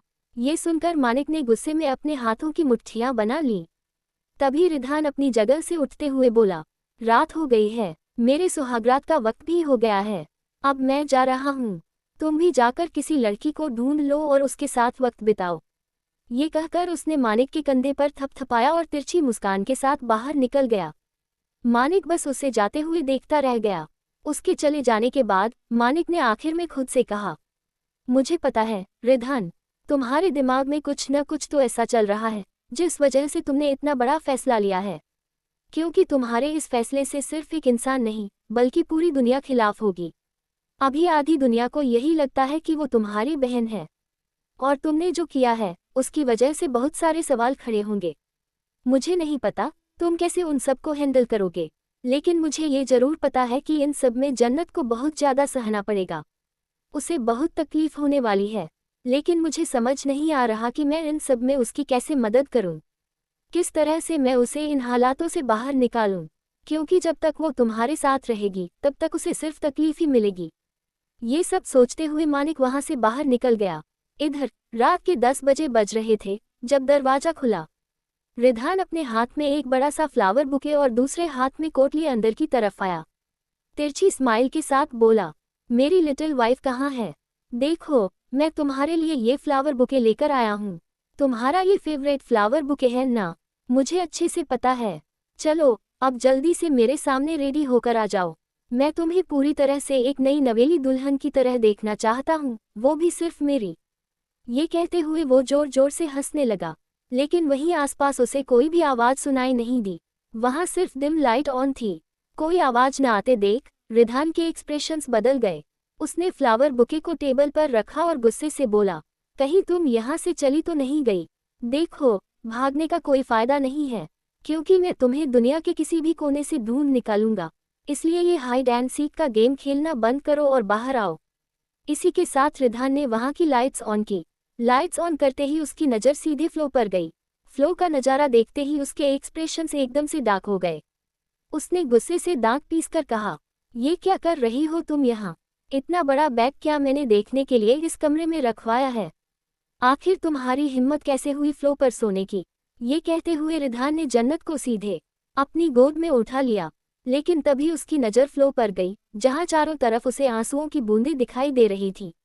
ये देखकर रिधान ने गुस्से से उसके कमर को दबाया और उसे सीधे बेड पर पटकते हुए बोला, तो क्या तुम इतनी देर से रो रही थी? उसके पेट पर पटकने से ही जन्नत के मुंह से एक दर्द भरी आह निकल गई और वो तुरंत दर्द में चिल्लाते हुए बोली, मेरी कमर तोड़ दी क्या? ये कहते हुए जैसे ही जन्नत होश में आई, उसे एहसास हुआ कि अब उसकी जिंदगी पूरी तरह बदल चुकी है। उसकी नज़र रिधान पर गई। रिधान को देखते ही जन्नत की आंखों में गहरी नफरत झलकने लगी। उसने रिधान से नज़र फेरते हुए कहा, चले जाए यहाँ से, मुझे आपकी शक्ल भी नहीं देखनी। उसके ऐसे तेवर देखकर रिधान के चेहरे पर एक हल्की सी स्माइल आ गई। वह उसके करीब झुका और उसके बालों को सूंघते हुए बोला, तुम्हें मुझे देखने की कोई ज़रूरत नहीं है, क्योंकि मैं सिर्फ तुम्हें देखना चाहता हूँ। ये सुनकर गुस्से में भरी जन्नत बेड से उठी और बोली, बहुत हो गई आपकी बदतमीजी, अब मैं और आपकी बदतमीजी नहीं सहूंगी। चुपचाप यहाँ से चले जाए या फिर मुझे जाने दीजिए। यहाँ मुझे घुटन हो रही है, और जहाँ भी आप दिखाई देंगे मुझे हर जगह घुटन होगी। ये कहकर जैसे ही वह वहाँ से जाने के लिए मुड़ी, अचानक से रिधान ने उसकी कलाई पकड़कर उसे अपने करीब खींच लिया। उसे बेड पर गिराते हुए तिरछी स्माइल के साथ बोला, आज तो हमारी सुहागरात है, और सुहागरात के दिन बीवियां अपने पतियों को छोड़कर नहीं जाती, बल्कि उनके साथ होती हैं। और अब तुम भी चुपचाप मेरा साथ दो। जन्नत ने जैसे ही सुहागरात शब्द सुना, उसे ऐसा महसूस हुआ जैसे उसके पूरे शरीर में अजीब सी सिरहन दौड़ गई हो। उसका मुंह बस खुला का खुला रह गया। क्या होगा अब आगे?